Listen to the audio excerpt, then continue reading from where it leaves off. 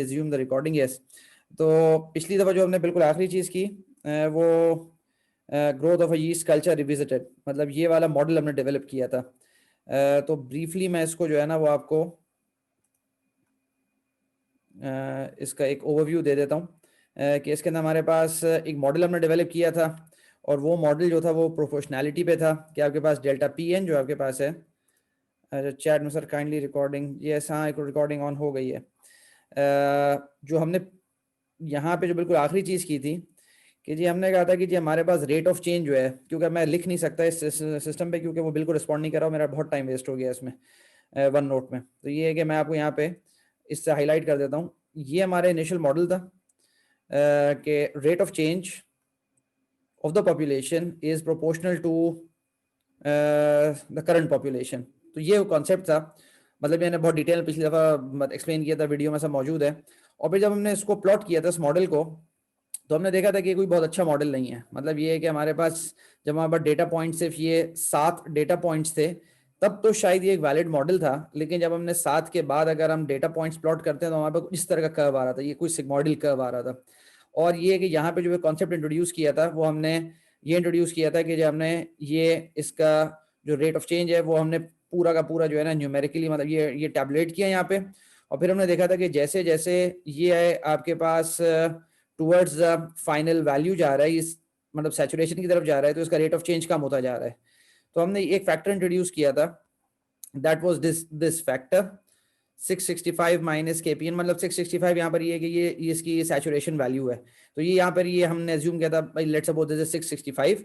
तो ये कि यहाँ पे ये हमने फैक्टर इंट्रोड्यूस किया था कि ये इस पे डिपेंड करता है जो रेट ऑफ चेंज आपके पास है, कि जैसे जैसे ये नंबर आपके पास कम होता जाएगा रेट ऑफ चेंज भी कम होता जाएगा। जैसे कि यहाँ पे कि जैसे जैसे आपके पास ये नंबर कम होता जा रहा है, जैसे मैं 665 के करीब जो है ना वो रीच करता जा रहा हूँ, तो ये नंबर्स मेरे पास कम होते जा रहे हैं। ऑल्दो ये मेरे पास एक गेस था अपने ग्राफ को देखकर, और उसके बाद फिर मैंने ये प्लॉट किया कि जी मेरे पास रेट ऑफ चेंज और ये वो है जो मेरा मॉडल है कि my rate of change on the Y axis is proportional to P N multiply by 665 minus P N. मतलब पहले जो मॉडल हमने डेवलप किया था वो हमने सिर्फ किया था ये वाला मॉडल, सिर्फ पी एन से हमने किया था। और हमने देखा कि ये बहुत मतलब ये कि मतलब 7 या 8 डेटा पॉइंट्स तक तो सही है, लेकिन अगर हम ज्यादा डेटा पॉइंट्स करते तो ये मॉडल सही नहीं था। फिर हमने ये फैक्टर इंट्रोड्यूस किया और फिर हमने जो है ना मतलब ये डेल्टा पी एन है, मतलब यहाँ जो वाई एक्सिस पे लिखा हुआ है, और this is proportional to P N time 665 minus P N. और फिर हमने इसको जब इन दोनों को प्लॉट किया तो वहां पर ये स्ट्रेट लाइन आई। तो स्ट्रेट लाइन का ये सिंपल मतलब यहाँ पर हम रिड्यूस कर सकते हैं कि भाई ये आपस में प्रोपोर्शनल है। देन माय मॉडल, मतलब ये बात पूरी पिछले बार एक्सप्लेन की थी कि भाई रेट ऑफ चेंज ये आपके पास हो गया इज इक्वल टू 0.00082। ये मेरे पास लाइन का स्लोप है, इस लाइन का जो मेरे पास स्लोप है वो मेरे पास ये है, और ये मेरे पास ओवरऑल मॉडल आया। और जब मैंने मॉडल को अल्टीमेटली प्लॉट किया था, ये बिल्कुल पिछले लेक्चर की आखिरी बात ये थी कि जी मेरे पास ये चीज़ है कि जी मेरे पास जो ऑब्जर्वेशंस हैं वो ब्लैक डॉट्स हैं और प्रेडिक्शंस मेरे पास जो है ना वो ये वाइट वाली हैं। तो ये कि फेयरली इनफ ये अपने उस ट्रेंड को जो है ना वो मॉडल कर लेता है, नॉट एग्जैक्टली मतलब जो एग्जैक्ट मैथमेटिकल मॉडल मतलब exact model of the system का, तो मेरा मैथमेटिकल मॉडल उससे काफ़ी मतलब करीब है, लेकिन एग्जैक्टली उसका रेप्लिका नहीं है। ठीक है, तो ये वो वाली बात थी जो पिछले दफा गुजरी। अच्छा, मुझे एक और चीज़ भी एक्सप्लेन करनी थी, वो ये क्विकली मतलब एग्जांपल 4 है decay of digoxin in the blood stream, कि जी आपके पास ये मैंने डिजॉक्सिन जो है ये कोई मेडिसिन है जो यूज़ किया थी हार्ट डिजीज़ के अंदर, और इसका सर्टेन लेवल जो है ना वो मेंटेन करना ज़रूरी होता है ब्लड स्ट्रीम के अंदर। तो वो यहाँ पे let me go through this problem, मतलब ये बहुत सिंपल प्रॉब्लम है लेकिन आगे वो यूज कर रहा है, इस वजह से मैं इसको थोड़ा सा एक्सप्लेन कर देता हूँ। Doctors must prescribe an amount of medicine that keeps the concentration of digoxin in the bloodstream above an efficient level without exceeding a safe level। एक certain level पे maintain करना चाहिए, ठीक है। और there is variation among patients, लेकिन safe level हर एक का different होगा, लेकिन एक safe level पे maintain होनी चाहिए। For an initial dosage of 0.5 mg in the bloodstream, Table 1.2 shows the amount of digoxin AN remaining in the bloodstream of a particular patient after n days। तो ये आपके पास AN जो initially मैंने 0.5 mg introduce की, और उसके बाद आहिस्ता आहिस्ता फिर मैं इसका जो है ना वो रेट ऑफ चेंज मतलब यहाँ पे ये डेल्टा AN प्लॉट हुआ, और आपके पास यहाँ पर ये AN जो concentration of digoxin in the blood stream है वो ये है। तो आपके पास ये N1 first day, second, third, fourth, ये सारे आपके पास डेज हो गए। और अच्छा जस्ट मिनट में दोबारा एक दफ़ा ट्राई कर लूँ कि अगर यहाँ पर ये हो जाए, क्योंकि मैं लिख सकूँगा तो आपको ज़्यादा समझ में चीज़ आ जाएगी। Let me delete this, okay, let me make another. और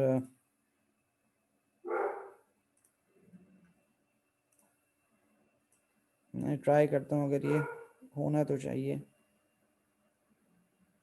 ठीक है, जब तक वो कर रहा है तो अच्छी बात है। और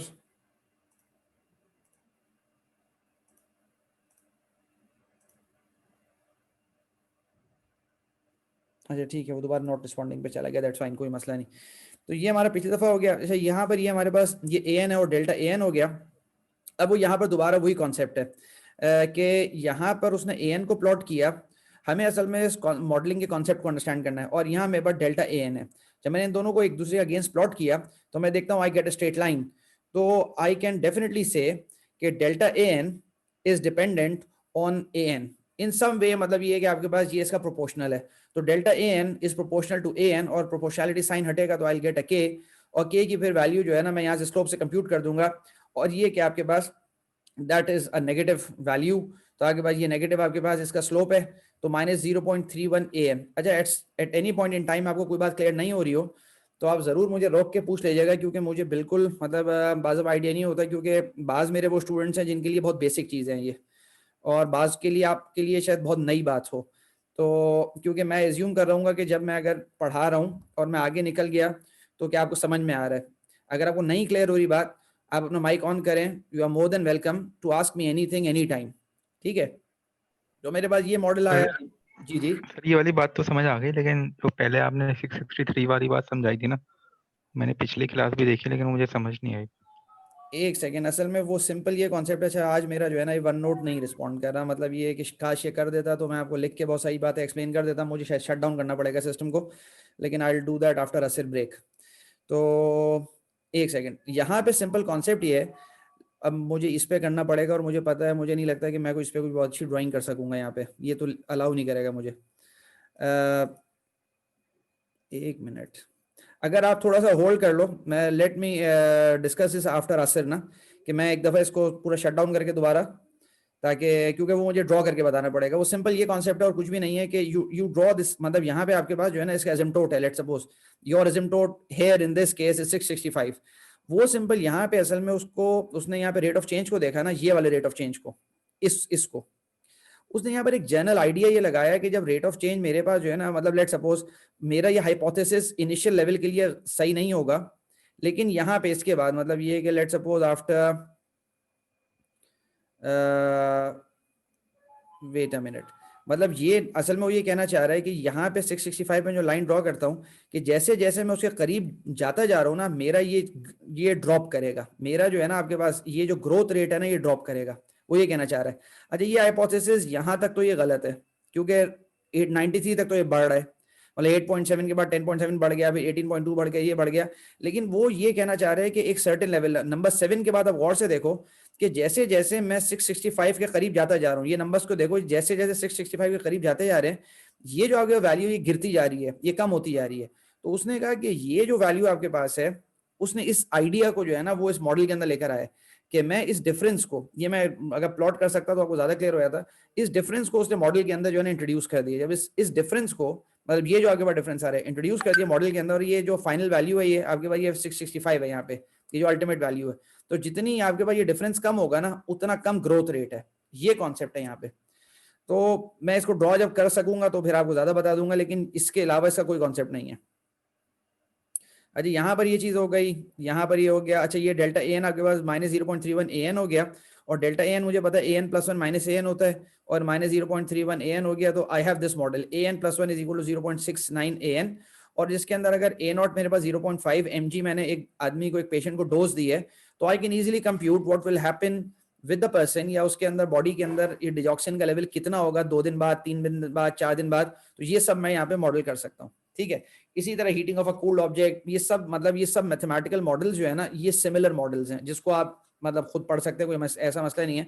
मैं सारे डिस्कस नहीं करूंगा, लेकिन मोस्ट इंपॉर्टेंट जो होंगे और इसी बुक में से फिर आपकी असाइनमेंट्स होंगी, क्विज मतलब क्विज और क्या बोलते हैं मिड टर्म्स हैं, फाइनल हैं। अच्छा, we start with solution to dynamical systems, जो आज का लेक्चर है, जिसको मैं बहुत दफ़ा कोशिश कर चुका किसी तरह ये चल जाए और ये आज रिस्पॉन्ड नहीं कर रहा है।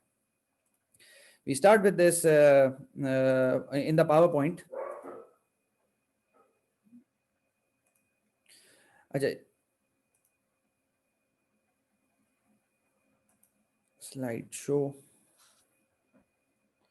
ठीक है। In this section we build solutions to some dynamical systems, जिसके अंदर आप यहाँ पे देखेंगे कि डायनेमिकल सिस्टम्स मतलब ये है कि वो बायोलॉजिकल सिस्टम भी हो सकता है, वो कोई आपके पास डिजिटल सिग्नल प्रोसेसिंग का कोई फिल्टर भी हो सकता है, वो कोई कंट्रोल सिस्टम भी हो सकता है, वो कोई आपके पास कोई और सिस्टम भी हो सकता है। तो ये कि dynamical system is a huge field, मतलब ये कि आपके पास जो प्लानिटरी मोशन है, मतलब बहुत सारी चीज़ें हैं, यू दे आर ऑल, मतलब dynamical systems is a very broad class of systems, ठीक है। तो वो हम थोड़े बहुत यहाँ पे देखेंगे उसको। In this section, we build solutions to some dynamical systems, starting with an initial value and iterating a sufficient number of subsequent values to determine the pattern involved. तो हम देखेंगे मतलब बहुत बेसिक लेवल पे कि हम जो है ना मतलब सिस्टम को उसको आइटरेट करके देखेंगे कि भाई उसका क्या बिहेवियर आ रहा है, और फिर उस बिहेवियर को समझने की कोशिश करेंगे, उसको मॉडल करने की, उसके क्लोज फॉर्म सोल्यूशन बनाने की, उसको एनालाइज करने की, वो सब बातें हम यहाँ पे गौर से समझने की कोशिश करेंगे। In some cases, we see that the behavior predicted by dynamical system is characterized by the mathematical structure of the system. उसने क्लियर कर दिया है कि in some cases, not in all the cases. Let me point our option और pen. उसने कहा यहाँ पे in some cases, ठीक है, हमेशा ऐसे नहीं होता। We see that the behavior predicted by the dynamical systems is characterized by the mathematical structure of the system. तो ये कि वो एक सर्टेन स्ट्रक्चर होता है, मैथमेटिकल स्ट्रक्चर, जिससे हम उस डायनेमिकल सिस्टम को डिफाइन कर सकते हैं, एक्सप्लेन कर सकते हैं, मॉडल कर सकते हैं। लेकिन मतलब हर डायनेमिकल सिस्टम का डेफिनेटली मतलब मैथमेटिकल स्ट्रक्चर डिफरेंट होता है, लेकिन कुछ ऐसे स्ट्रक्चर्स होते हैं जो एक क्लास पर अप्लाई हो सकते हैं, क्लास ऑफ सिस्टम्स आपके पास कहलाते हैं। In other cases we see wild variations in the behavior caused by only small changes in the initial values of the dynamical systems. तो बाज दफा तो ये है कि हम बहुत अच्छा मॉडल कर सकते हैं, जैसे ये हो गया, लेकिन बाज दफा मतलब ये है कि हम मॉडल कर भी लें, लेकिन होता ये है कि हमारी मॉडलिंग के अंदर एरर होते हैं, और फिर ये है कि जो आपके पास कंप्यूटिंग की वजह से भी उसके अंदर बहुत सारे जो न्यूमेरिकल कंप्यूटिंग, जो राउंड ऑफ और आपके पास जो एरर्स होते हैं, उसकी वजह से भी आपके पास ट्रंकेशन एरर्स बहुत मसाइल होते हैं। लेकिन हम उस डिटेल में नहीं जाएंगे, तो न्यूमेरिकल कंप्यूटिंग का टॉपिक है, लेकिन कम से कम आपको यहाँ पे बात की अंडरस्टैंडिंग जरूर डेवलप होगी। We also examine dynamical systems for which small changes in the proportionality constants cause wildly different predictions. तो बहुत थोड़ा सा चेंज हमने किया, जैसे अभी हमने देखा प्रोपोर्शनैलिटी कांस्टेंट हम जो डिराइव कर रहे थे, तो हम सिंपल जो है ना वो स्ट्रेट लाइन थी, और उससे हम जो है ना वो उसका प्रोपोर्शनैलिटी कांस्टेंट हम निकाल रहे थे। तो बहुत दफा वो जरा सी लाइन अगर चेंज हो जाए, आई विश कि आज मैं गुड, अल्हम्दुलिल्लाह ठीक है, ये हो गया है, तो मैं यहाँ पे स्विच कर जाता हूँ बहुत सही टाइम पर। गुड। जो मैं यहाँ पे कहना चाह रहा हूँ कि जी अभी मैंने यहाँ पे कुछ डेटा पॉइंट्स मेरे पास थे, और मैंने जो है ना वो एक लाइन ड्रॉ की थी, और फिर इससे मैंने प्रोपोर्शनैलिटी कांस्टेंट डिटरमिन किया था। Let me quickly show you, जो अभी मैं एग्जांपल बता रहा था। आप लोगों को वन नोट नजर आ रहा है जो मैं लिख रहा हूँ, या सिर्फ पीडीएफ नजर आ रहा है? सर वन नोट नजर आया सर आ रहा है। ठीक है, आगे आगे सर। ठीक है। अच्छा, ये कि जो मैं बात यहाँ समझाना चाह रहा हूँ वो ये है कि जैसे यहाँ पर this is a very good example, कि यहाँ पे जो मैंने इसका प्रोपोर्शनैलिटी कांस्टेंट निकाला वो अपनी मर्जी से निकाला है, और हो सकता है कि ये मैंने बिल्कुल गलत एक अप्रोक्सीमेट किया हो सकता है ये लाइन थोड़ी अगर मैं इस तरह करके ड्रॉ करता तो शायद मेरा मॉडल बेहतर होता, या फिर मैं लाइन थोड़ी ऐसी ड्रॉ करता तो हो सकता है मेरा मॉडल थोड़ा सा बेहतर होता। तो वो कहता है कि ये प्रोपोर्शनैलिटी कांस्टेंट जो स्लोप से निकलते हैं, मतलब आपके पास, तो उसकी वजह से बाज़ दफा बहुत मेजर चेंजेस आते हैं। Small changes in the proportionality constant calls widely different predictions, ठीक है। तो ये बात है, ये अब अभी हम देखेंगे इसमें। अच्छा, जो बात अभी किसी ने मेरे साथ एफाज नहीं पूछी थी कि वो कॉन्सेप्ट क्लियर नहीं हुआ था, क्योंकि अब ये रिस्पॉन्ड कर रहा है, तो मैं यहीं पे दोबारा समझा देता हूँ वो बात, इस डायग्राम को लेके, और दोबारा वो जो कॉन्सेप्ट है मैं यही बता देता हूँ। वो सिंपल ये चीज है कि मेरे पास I have this limiting value, ये मेरे पास जो है ना, मेरे पास एसिम्प्टोट है या मेरे पास लिमिटिंग वैल्यू है, जो कि हर सिस्टम की डिफरेंट होगी, और यहाँ पे 665 है। यहाँ पे वो कॉन्सेप्ट सिंपल ये कह रहा है कि जैसे जैसे मैं उसको अप्रोच करता जा रहा हूँ, जैसे जैसे मैं 665 के बाद जाता जा रहा हूँ, मेरा डेल्टा पी एन जो है ना वो कम होता जा रहा है। ये उसका एक हाइपोथेसिस है, और ये हाइपोथेसिस इनिशियल लेवल पे गलत है, बाद में सही है। मतलब क्या कि अगर आप और से देखो कि इस पॉइंट तक आपके पास जो है ये इंक्रीज किया है इसने, मतलब आपके पास ये इंक्रीज कर रहा है, लेकिन इस पॉइंट के बाद आप देखो, इस पॉइंट के बाद ये आगे कंटिन्यूसली डिक्रीज कर रहा है। तो जैसे जैसे मैं अप्रोच करता जा रहा हूं अपनी लिमिटिंग वैल्यू को, तो मेरा जो है ना मतलब ये है कि रेट ऑफ चेंज वो गिर रहा है।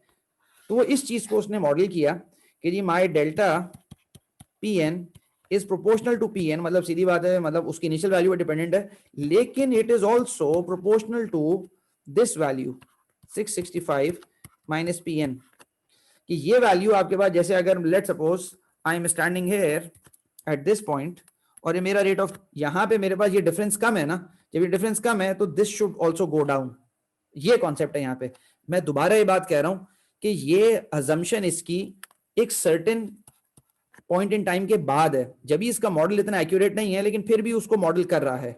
इसके अलावा और कोई कॉन्सेप्ट नहीं है यहाँ पे, ठीक है। तो ये बात हो गई। अच्छा, जिस तरह सर एक मतलब बहुत बेसिक क्वेश्चन है सर। जी जी इसी बिल्कुल, slide से। मैं आपको वही कह रहा हूँ, everyone is more than welcome to ask anything.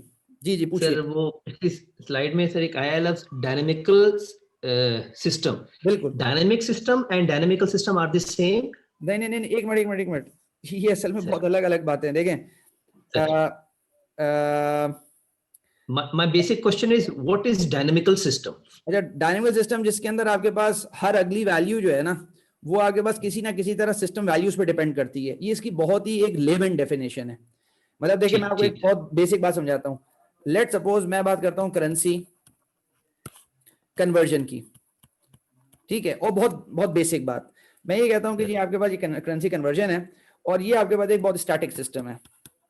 Static system का मतलब क्या है कि जी आपके पास ये मैपिंग है, मैपिंग है कि जी आप जो है मुझे ये बता दें कि भाई करेंसी एक्सचेंज रेट क्या है, तो आपके पास मैं आपको आउटपुट दे दूंगा। मतलब इसके अंदर कोई डायनेमिक्स नहीं है, इसके अंदर कोई डायनेमिक्स नहीं है कि जी मेरे पास ये, मैंने कहा कि जी मेरे पास जो है ना वो 22.7 यूएस डॉलर्स हैं और यू टेल मी पी के आर।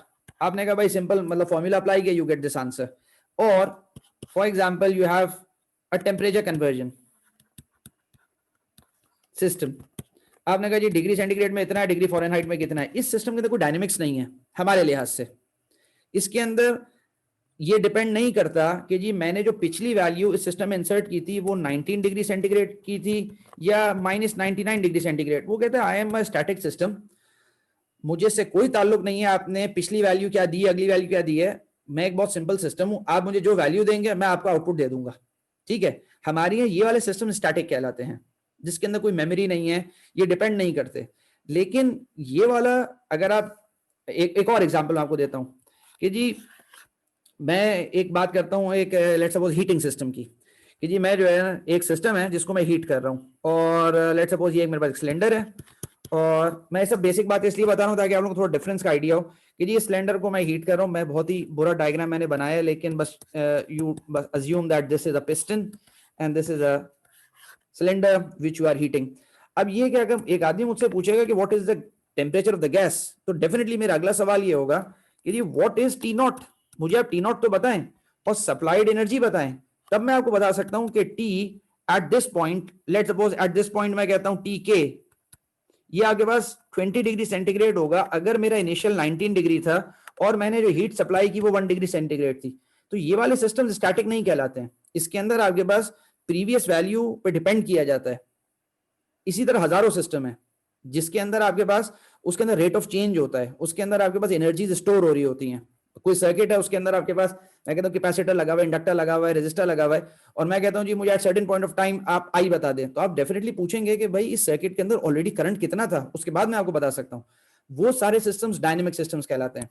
ये वाली जो मैंने एग्जाम्पल दी, ये वाली स्टैटिक सिस्टम्स की थी, ठीक है। तो ये इन सिस्टम्स की मैं बात करूं, इनको मैं डायनेमिकल सिस्टम्स कहता हूं।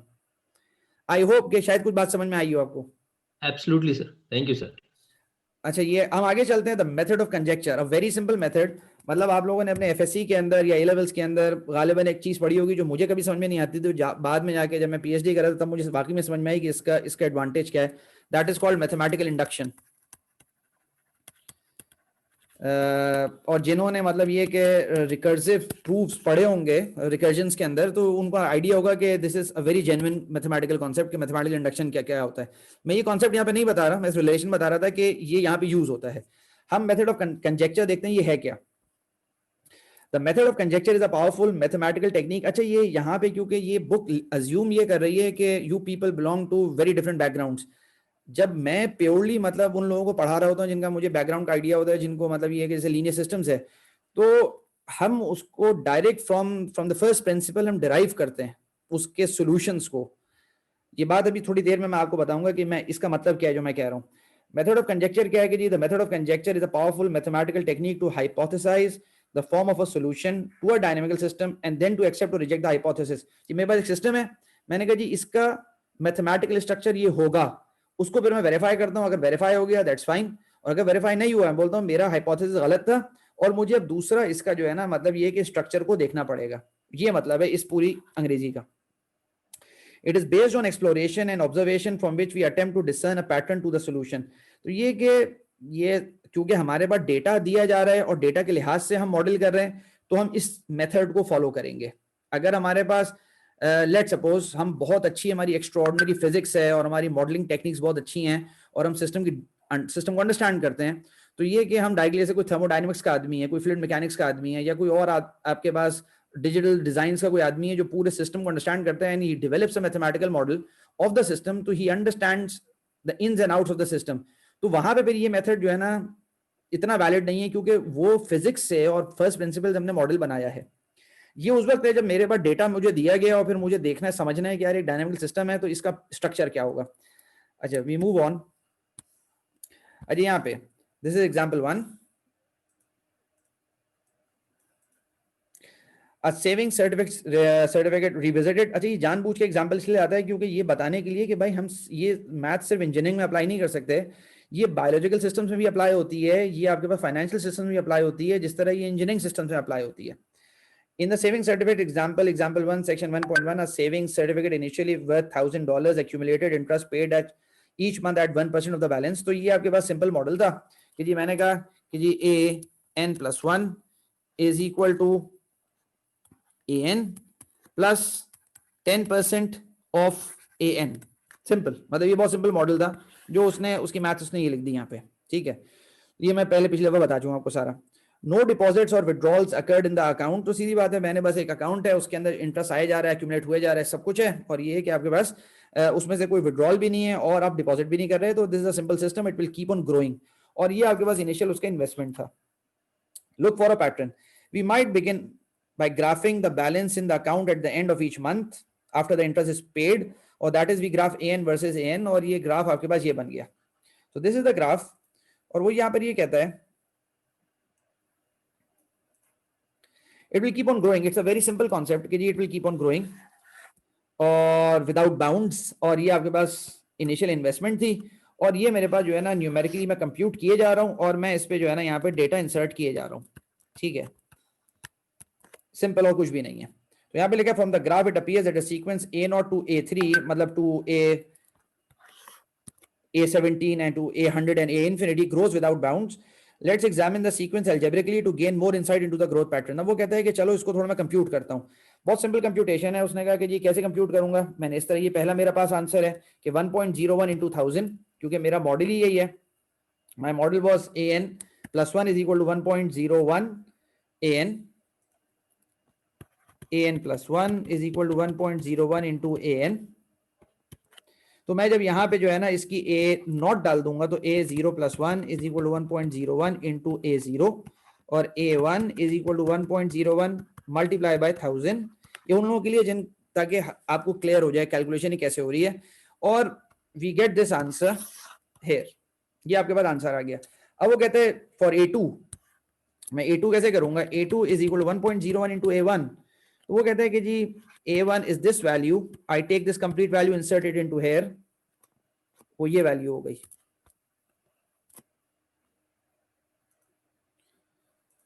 1590 पैसे, और मेरे पास दिस इज 1.01 स्क्वायर। इसी तरह if I keep on doing the same calculations, मतलब मुझे अगला नंबर जो आपके पास है वो यहाँ पर आपके पास दिस इज 1020.10, तो वो यहाँ पर आ जाएगा, 1.01 से मल्टीप्लाई होगा। लेकिन जब मैं 1.1020.10 को एक्सपैंड करूंगा तो 1020.10 इज दिस वन, और वो फिर उसने जो है ना वो यहाँ पे उसने लिख दिया पूरा, तो दिस इज 1.01 होल क्यूब। वो यहाँ पे सिंपल एक बात समझाना चाह रहा है, A4 इज 1.014 इंटू 1000, कि जी जब भी the pattern of these terms in the sequence suggests that the kth term AK is the amount 1000 multiplied by 1.01k, तो वो कहता है कि ये मैंने एक पैटर्न इसमें से जो है ना, मतलब ये कि डिटरमिन किया कि मेरा जो मैं कंप्यूटेशन कर रहा हूँ ये पैटर्न है। तो मेरा कंजेक्चर क्या होगा? Conjecture is something which is hypothesis which can be true, which can be false, which should be checked। ठीक है, तो ये कंजेक्चर आपके पास है कि for k is equal to this from 0 1 2 3 to infinity the term AK in the dynamical system is this one। ये मेरा कंजेक्चर हो गया कि जी अगर मुझे कोई भी वैल्यू निकालनी है, लेट्स सपोज मुझे जो है ना वो मतलब ये कि 10 साल बाद निकालनी थी value, that is k is equal to 120, 120 महीनों के बाद, 10 साल के बाद निकालनी थी, तो मुझे ये सब करने की जरूरत नहीं है। मुझे ये सब मतलब न्यूमेरिकली ये कंप्यूट करने की, मैं डायरेक्टली जो है ना वो यहाँ पे वैल्यू लिख दूंगा, मैं डायरेक्टली यहाँ पे जो है ना वो k की वैल्यू लिख दूंगा। I will find the value, let's suppose 120, तो 1.01 120 इंटू 1000, तो ये डायरेक्टली मेरे पास आंसर निकल आएगा। तो वो कहता है कि ये मेरे पास this is called a close form solution. ये मेरे पास जो चीज है this called a close form solution of my dynamical system. Close form solution का मतलब क्या होता है कि जी ऐसा कोई एक्सप्रेशन मेरे पास आ जाए जिसके अंदर मैं डायरेक्टली कोई वैल्यू देके उसका आंसर निकाल लूं। मिसाल के तौर पे अगर मैं इसको ग्राफिकली आपको एक्सप्लेन करूं कि जी मेरे पास एक सिस्टम था जो कि थोड़ा इरेटिकली बिहेव कर रहा था, इस तरह करके बिहेव कर रहा था, लेट्स सपोज। तो जो अभी तक आपको मैंने बात समझाई है इस कोर्स के अंदर कि जी you have to numerically iterate, मतलब आपको अगर वैल्यूज कंप्यूट करनी है तो आपको पहले ये वाली वैल्यू कंप्यूट करेंगे, फिर अगली करेंगे, फिर अगली करेंगे। क्योंकि why? Because an+1 the next value somehow depends function of the previous value। ये वो कॉन्सेप्ट है जो अभी मैंने आपको बताया था। लेकिन इस तरह करने से मेरे लिए मसाइल बहुत बढ़ जाएंगे, क्योंकि अगर मुझे लेट सपोज कंप्यूट करना है यहाँ पे n इज इक्वल टू 110⁶, तो मुझे इतनी वैल्यूज कंप्यूट करनी पड़ेंगी और मेरा बहुत ज्यादा टाइम लग जाएगा। इसका सोल्यूशन क्या है? मतलब ये प्रॉब्लम को मैं किस तरह रिजॉल्व करता हूं? तो I have closed form solutions या एनालिटिकल सॉल्यूशंस, जो कि उसने यहाँ पे कंजेक्चर किया। उसने कहा यार ये वाला जो पैटर्न है ना जो मैंने न्यूमेरिकली देख रहा हूं, तो वो कुछ इस तरह करके बन रहा है कि जी मेरे पास AK is equal to 1.01k इंटू A0। A0 इज मतलब जो इनिशियल इन्वेस्टमेंट है। तो अगर मुझे मतलब 40 साल के बाद भी मुझे कुछ चीज चाहिए तो मुझे आइट्रेट करने की जरूरत नहीं है, मैं डायरेक्टली यहाँ पे k की वैल्यू इंसर्ट करूंगा and I will get the value 40 into 12। 40 साल के बाद मतलब 1.01 इज 480 और A0, और इससे डायरेक्टली मैं आंसर निकाल लूंगा कि कोई भी मेरी इनिशियल इन्वेस्टमेंट है और इसको मैं रिजॉल्व कर दूंगा। अब वो कहता है कि ये मेरे पास कंजेक्चर हो गया, this is solution to dynamical system. अच्छा यहाँ पर ये बहुत सिंपल है, आगे फिर उसको जनरलाइज करेगा और फिर इस पे हम कुछ एनालिसिस करेंगे, मतलब फिर थोड़ा सा और आहिस्ते से इसको कॉम्प्लिकेट करेंगे, इसको बिल्डअप करेंगे। We test the conjecture by examining whether the formula for AK satisfies the system of equation 1.5 upon substitution। वो कहते हैं जी ओरिजिनल मेरा मॉडल वो ये है an+1 is equal to 1.01 an। मेरा कंजेक्चर क्या इसको सेटिस्फाई कर रहा है या नहीं कर रहा, मैं इसको पहले वेरीफाई करता हूँ मैथमेटिकली। तो उसने कहा जी an+1 आपके पास किसके बराबर होगा अकॉर्डिंग टू दिस कंजेक्चर, जो आपके पास है equation 1.6 is equal to 1.01 n+1 into 1000, और ये आपके पास हो गई this is the left hand side. What is the right hand side? 1.01 into a which is this one। ये आपके पास लेफ्ट हैंड साइड थी, तो आपके पास ये हो गई। तो 1.01 इंटू an, तो 1.01 और an आपके पास दोबारा मतलब मेरा जो मतलब कंजेक्चर है that is 1.01 n into 1000 which is 1.01 n plus 1 into 1000. Since left hand side जो आपके पास है is equal to the right hand side, this is equal to this, इसका मतलब मेरा कंजेक्चर सही है। मेरा कंजेक्चर जो है कि मेरे पास ये जो सिस्टम मैंने मॉडल किया था, मैंने मॉडल इस तरह किया था, तो उसका क्लोज फॉर्म सॉल्यूशन ये पॉसिबल है। यहाँ पर ये बात है, since this last equation is true for every positive integer n that is the left hand side is equal to the right hand side, we accept the conjecture in equation 1.6। तो ये मेरा conjecture ही acceptable है।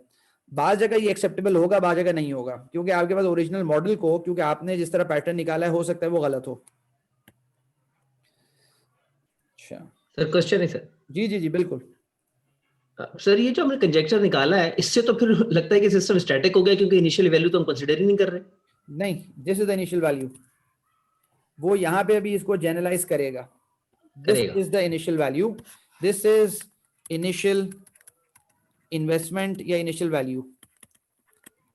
ये जैसे change हो जाएगा और जैसे आपके पास इंटरेस्ट का रेट चेंज हो जाएगा तो सब कुछ चेंज हो जाएगा। मतलब लेट सपोज मैं यहीं पे अगर बताता हूं दिस, यहाँ पे कि जी मेरे पास 1000 की इन्वेस्टमेंट थी तो it was growing like this. अगर मेरे पास $500 की इन्वेस्टमेंट थी तो it will grow like this, और अगर मेरे पास 2000 की तो it will grow like this. अच्छा, इसके अलावा this is 2000, this is A not is 2000, this is A not is $1000 and this is A not is 500। ये भी पॉसिबल है कि जी आपके पास जो इंटरेस्ट रेट है वो आपने कम कर दिया, तो आपके पास it will grow something like this. with low interest rate it will grow like this, or here it will grow like this. तो ये सिस्टम की डायनेमिक्स चेंज हो जाएंगी when you change the parameters of the system। ठीक है sir. अच्छा, आगे हमारे पास यहाँ पर ये कहता है कि वही बात जो अभी मैं एक्सप्लेन कर रहा था आपको कि यहाँ पर this is the initial investment which is A not. बाकी आपके पास ये कि ये मेरा कंजेक्चर ये क्लोज फॉर्म सोल्यूशन है। I will write again, this is the closed form solution। अच्छा, ये सारी मैथ्स मतलब ऑल ऑफ यू अंडरस्टैंड, ये सब सेम है।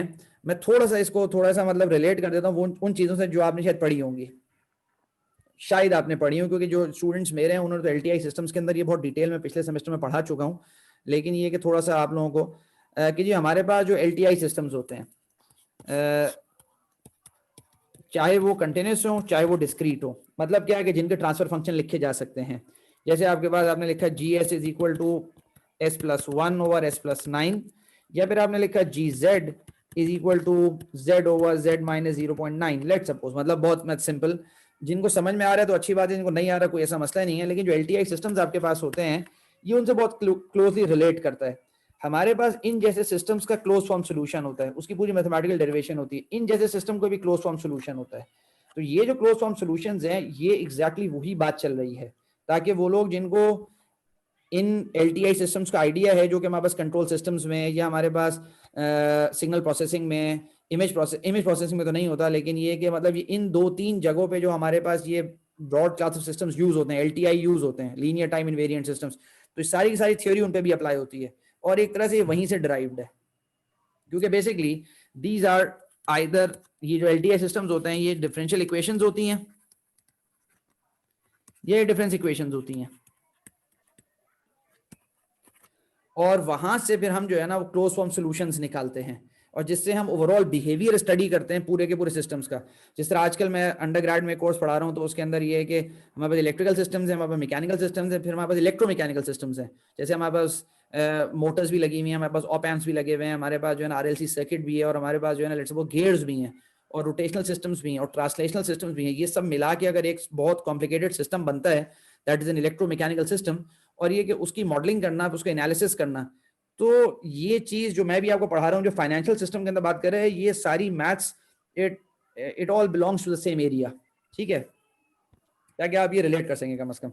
This solution allows us to compute, very strange कि मुझे टाइम का बिल्कुल अंदाजा है। अच्छा टाइम, अच्छा that's fine. And show keep 400। ठीक है, तो ये मेरे पास हो गया। This solution allows us to compute the balance AK in the account after K months. बहुत सिंपल। For example after 120 months that is 10 years the account is worth this one, तो $3,303.90 होगा उसके अंदर। आफ्टर 30 इयर्स तो आपके पास $35,000 होंगे उसके अंदर। तो ये this calculation is easier to obtain than iterating the dynamical system 360 times, जो बात मैं भी आपको समझा रहा था कि जी अगर मेरे पास क्लोज फॉर्म सोल्यूशन बन जाए तो मेरे पास ये है कि मेरी जिंदगी बहुत आसान हो जाती है। मैं प्रेडिक्ट कर सकता हूँ future very in very simple terms, और कंप्यूटेशनली बहुत सिंपल हो जाता है। लेकिन हर जगह मैं क्लोज फॉर्म सॉल्यूशंस नहीं बना सकता, हर जगह नहीं बना सकता, बाहर जगह बना सकता हूं। तो but a formula such as equation 1.6 can provide even more insight into the long term behavior of a dynamical system as we will soon see। तो वो कहते हैं ये जो इक्वेशन 1.6 है ये सिंपल सॉल्यूशन नहीं है, इससे बहुत ज्यादा डिटेल्स पता चलती हैं सिस्टम के बारे में, उसकी स्टेबिलिटी के बारे में, उसकी ग्रोथ रेट के बारे में। मतलब ये कि वाकई में ये फाइनेंशियल सिस्टम चल भी पाएगा या मतलब डिजास्टर की तरफ जा रहा है, क्या होगा इसका। तो वो बहुत सारी चीजें आप स्टडी कर सकते हैं। अच्छा, द मेथड ऑफ कंजेक्चर, ये क्या होता है method of conjecture? Observe a pattern, मतलब जो न्यूमेरिकली जो आपके पास जो डेटा है, जो टैबुलेटेड डेटा है, उससे कोई ऑब्जर्व करो पैटर्न। अच्छा, उससे आपने एक पैटर्न ऑब्जर्व किया जो आपको खुद आइडिया हो जाएगा, भी आप थोड़ी देर में देखेंगे। Conjecture a form of the solution to the dynamical system, तो मतलब ये है कि you suggest that this should be a model. ये आपके पास एक कंजेक्चर आपके पास आप बिल्डअप करते हैं। Test the conjecture by substitution, कि अगर क्या ये वाकई में मॉडल के अंदर जो है सब्स्टिट्यूट करके मेरे पास रिजल्ट जो है ना वो प्रूव हो रहा है mathematically, I am able to prove my conjecture, my hypothesis. Accept or reject the conjecture depending on whether it does or does not satisfy the system after the substitution and algebraic manipulation। अगर तो आपका जो conjecture है वो गलत है तो इसका मतलब है कि your mathematical structure is wrong और ये कुछ और स्ट्रक्चर यहाँ पे फॉलो हो रहा है। For the conjecture to be accepted, the substitution must result in an identity। Identity का मतलब वही है कि left hand side should be equal to the right hand side। ठीक है, अब यहां पर उसने उसी एग्जाम्पल को लेके, क्योंकि बुक में तो एग्जाम्पल बहुत सारी हैं, मैं जो मेन एग्जाम्पल है वही आपको एक्सप्लेन कर रहा हूं। अब यहाँ पर है लीनियर डायनामिकल सिस्टम से an+1 is equal to RAN। अब यहाँ पे एक बहुत इंपॉर्टेंट बात यहाँ पर हो गई, लीनियर। आगे जो वो बात करेगा जो कि उसने बहुत ही मतलब ये कि ब्रीफली डिस्कस किया, दैट इज नॉन लीनियर। जो कि ना डिस्कस तो नहीं किया, सिंपल बताया है कि ये भी कोई चीज होती है जो कि बहुत डिफिकल्ट एरिया होता है, नॉन लीनियर डायनामिकल सिस्टम्स। मतलब इस पूरे टॉपिक पे मैंने ग्रेजुएट कोर्स तकरीबन 1-1.5 साल पहले यही कीट में पढ़ाया था। तो it's mathematically very dense and very challenging course, मतलब बहुत सारे लोगों को ये हजम भी नहीं होता ये कोर्स। तो but non linear dynamical systems वो एरिया है जहाँ पे मतलब आपके पास एक सिस्टम रियली बहुत नॉन लीनियर है, और ये है कि आपने उसको मॉडल किया, उसको उसका एनालिसिस किया, फिर आपने देखा कि वाकई में क्या इसका ये स्टेबल है भी या नहीं है, और फिर मॉडल वैलिडेशन के बाद फिर उसके कंट्रोलर डिजाइन की तरफ गए कि भाई उसके कंट्रोलर्स अब कैसे डिजाइन करेंगे इन नॉन लीनियर सिस्टम्स के। जैसे आपके पास मतलब ये है कि क्रूज कंट्रोल है, या आपके पास जो है ना मिसाइल लॉन्चिंग पैड है, ये बहुत मतलब सिस्टम्स हैं जो बहुत कॉम्प्लिकेटेड होते हैं, दे आर मतलब हाईली नॉन लीनियर सिस्टम्स, और उनको अंडरस्टैंड करना, फिर उनके कंट्रोलर्स डिजाइन करना। तो यहाँ पे ऐसा कुछ भी नहीं है इस कोर्स के अंदर, इट्स ऑल लीनियर, जिंदगी बहुत आसान है। अच्छा, the dynamical system in example 1 is of the form an। अच्छा, वो यहाँ पे उस अब आहिस्ता आहिस्ता जनरलाइज उसने बात की, कहने के कि ये जो हमने पढ़ा ये इस तरह का सिस्टम था, an+1 is equal to RAN। मतलब ये है कि माई नेक्स्ट वैल्यू, मतलब यहाँ पे अगर तुम इसको अगर मैथमेटिकली इसको बोलना चाहो तो माई next value was dependent on the previous value, जो कि डायनामिकल सिस्टम का बेसिक कॉन्सेप्ट होता है। ठीक है, और R आपके पास एक रेट ऑफ चेंज है, R आपके पास 1.01 हो गया। Let's follow the method of conjecture for the more general case in which R is any positive or negative constant assuming a given initial value A0। तो R positive भी हो सकता है, negative भी हो सकता है, 1 से बड़ा है, 1 से छोटा है, 0 है, क्या है, बहुत सारे केसेस अभी हम देखेंगे इसके अंदर। तो उसने कहा लेकिन हम एक जनरल बात करते हैं कि अगर मेरे पास इस तरह का सिस्टम है कि आपके पास, इसको मैं दोबारा लिख देता हूं कि an+1 इज इक्वल टू 1.01, मैं थोड़ा सा ताकि an+1 is equal to 1 an plus 0.01 an, that is an+1 minus an is equal to,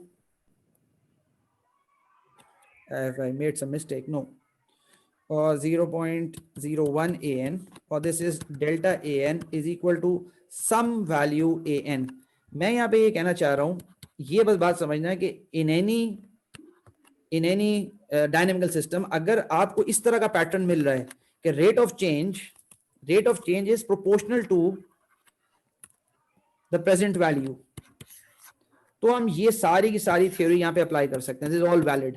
अगर इस तरह का कोई कॉन्सेप्ट आपके पास आ रहा है कि rate of change is dependent is proportional to A N, मतलब ये कि अगर आपके पास इस तरह की चीज आ रही है, आपके पास ये डेल्टा ए एन है और ये ए एन है, लेकिन लेट सपोज अगर आपके पास इसका रिलेशन इस तरह करके बन रहा है,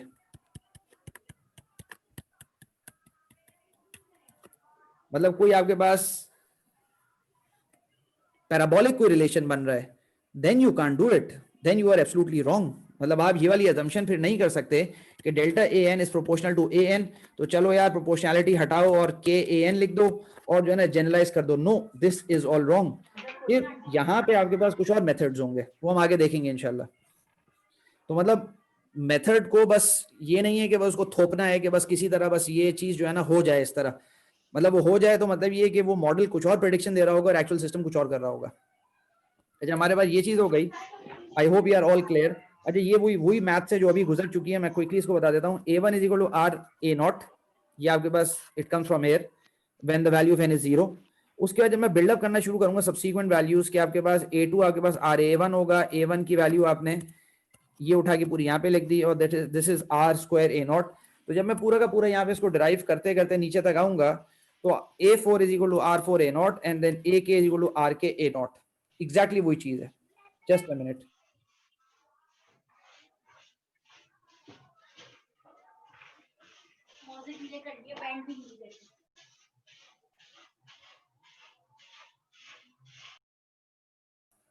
तो आपके पास यहां पर ए के equal to R K A not हो गया. अच्छा, ये मेरे पास दोबारा मैं कहता हूं this is a close form solution.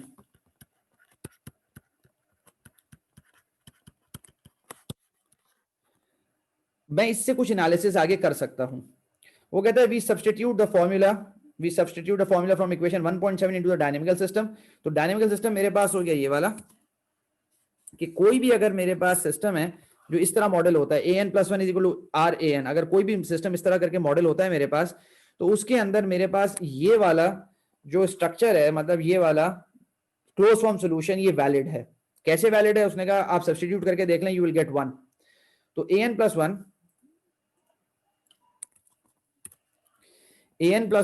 let me write here an+1 is equal to rn+1 a nought, क्योंकि AK is equal to RK A nought है.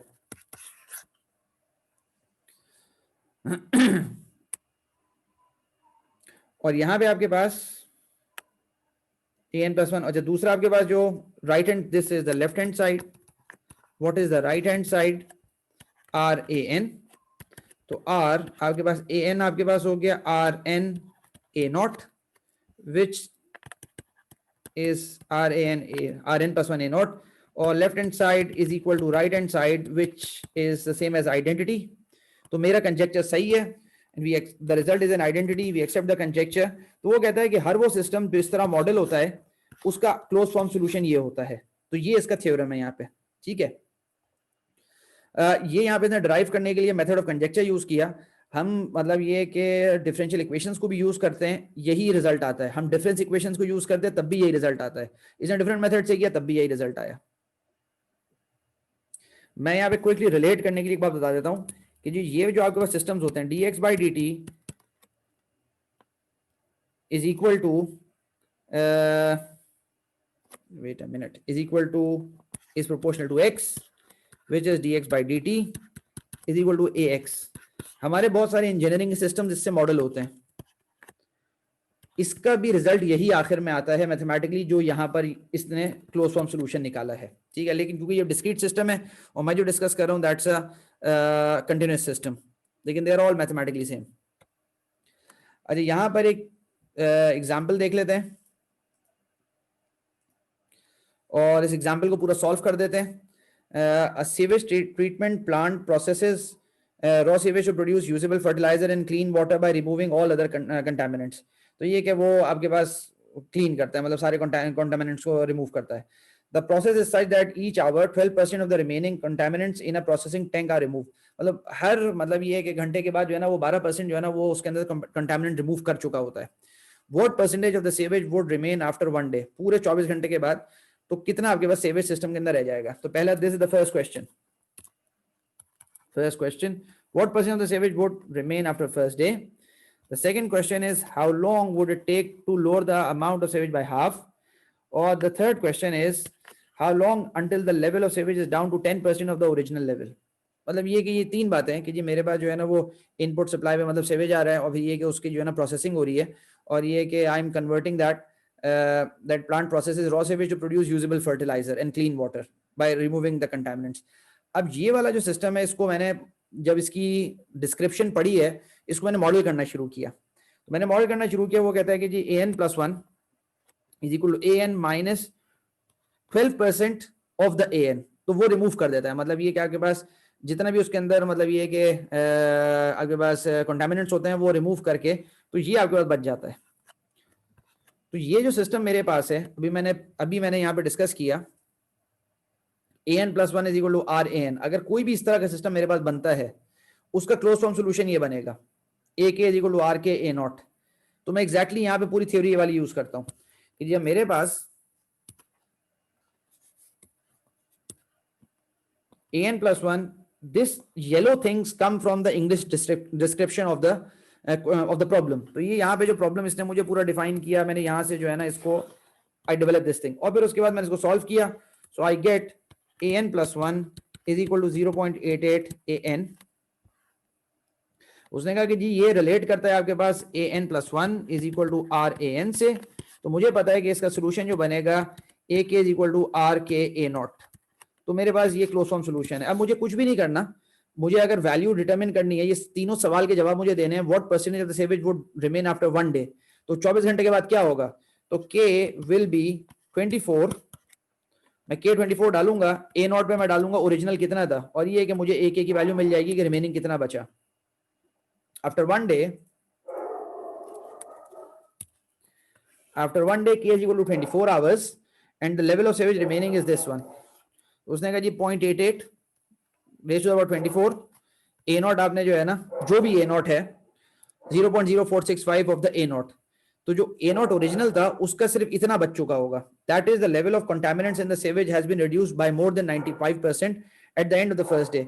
मतलब ये ओरिजिनल जितने कंटामिनेंट्स आपके पास A0 थे उसको मैंने मल्टीप्लाई किया 0.0465 से। तो ये है कि मेरे पास जो अभी कंटेनर के अंदर चीज मौजूद है उसके अंदर कंटामिनेंट जो है ना वो 95% से ज्यादा रिड्यूस हो चुके हैं और क्लीन चीज मौजूद है। This is the first question. Second question is have the original contaminants remain within AK is equal to 0.5 A0। कि अगर मैं ये कहता हूं how long would it take to lower the amount of sewage by half, मतलब ये है कि जो भी ओरिजिनल चीज आई थी वो हाफ तक मतलब मेरे पास रिड्यूस हो जाए, हाफ क्लीन हो जाए और हाफ जो है ना मतलब कंटामिनेटेड रहे। तो this is 0.5, मतलब I want AK to be equal to 0.5 of A0। This is my desired answer। उसने यहाँ पे आपके पास इंसर्ट किया इसको 0.5 A0 को। You solve the simple maths and you determine the value of K।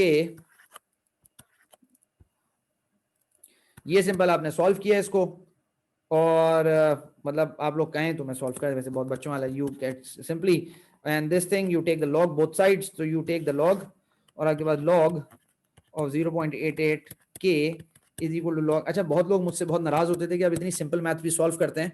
वो मैं इसलिए सॉल्व करता हूँ क्योंकि बाज 2-3 स्टूडेंट्स जरूर ऐसे होते हैं कि उन बेचारों को ये चीज भी क्लियर नहीं हो रही होती है। तो ये है कि वो लोग जिनको सब समझ में आ रहा है तो उनसे एक्सक्यूज और बेयर विद मी, लेकिन बाज लड़के वाकई में ऐसे होते हैं। क्योंकि 1-2 साल पहले एक PhD स्टूडेंट कोई थे और उन्होंने जो बाकायदा जो है ना फिर बाद में मुझे कहा सर आप बहुत बेसिक मैथ्स भी करवाते हैं। तो ये है कि भाई मेरे लिए ये जरूरी चीज होती है क्योंकि बहुत सारे लोग मतलब उनको नहीं क्लियर हो रही होती चीज। Then you take बिल्कुल सर, ऐसा है सर, बिल्कुल है sir. K log 0. Thank you। क्योंकि बाद मसला ये होता है कि जो अभी तो ये है कि मैं फिजिकली मौजूद नहीं हूँ तो बहुत सारों के चेहरों के एक्सप्रेशन बिल्कुल चेंज हो रहे होते हैं क्योंकि वो बिल्कुल बोर हो रहे होते हैं। तो क्योंकि एक दफा मैंने एक ऐसी बात क्लास में समझाई जो कि बेसिकली बोर्डे प्लॉट से थी और वो ज्योमेट्रिक प्रोग्रेशन से रिलेट करती थी। तो वो एक ऐसा कॉन्सेप्ट था जो पढ़ते तो आदमी A लेवल्स के अंदर, इंटर में पढ़ता है, FSC के अंदर, लेकिन उसको अंडर ग्रेड में भी समझ में नहीं आता। तो फिर जाके मुझे 1-2 ने कहा कि सर ये वाली चीज जो है ना ये तुम्हें बिल्कुल क्लियर नहीं होती थी। तो मैं अपनी कोशिश से समझा देता हूँ बाकी बाज लोग खुश हो जाते हैं, बाद नाराज हो जाते हैं, लेकिन खैर है, कोई मसला नहीं। तो k is equal to log 0.5 and log 0.88, तो you get the value of k। तो 5.42 आवर्स के बाद आपका जो है ना 50% रिड्यूस हो चुका होगा। एंड द फाइनल इज कि जी अगर मुझे 90% जो है ना to reduce the level of contaminants by 90%, अगर मुझे 90% तक रिड्यूस करना है तो मुझे ये चीज चाहिए 0.1 ऑफ ए नॉट, मतलब ए इज द कंटामिनेंट ना, ए नॉट बेसिकली। तो वहां पे मैं कहता हूँ कि 0.1 ऑफ ए नॉट मतलब 90% खत्म हो चुका हो। तो जब ये चीज मुझे चाहिए तो मैं इसको इक्वेट करूंगा, I do the same maths, दोनों तरफ लॉग लिया, and I get this one कि 18 घंटे के बाद 18.01 आवर्स के बाद मेरा जो है ना वो it takes 18 hours before the contaminants are reduce to 10% of the original level. तो 18 घंटों के बाद वो जो है ना अपने 90% वो क्लीन हो चुका होगा।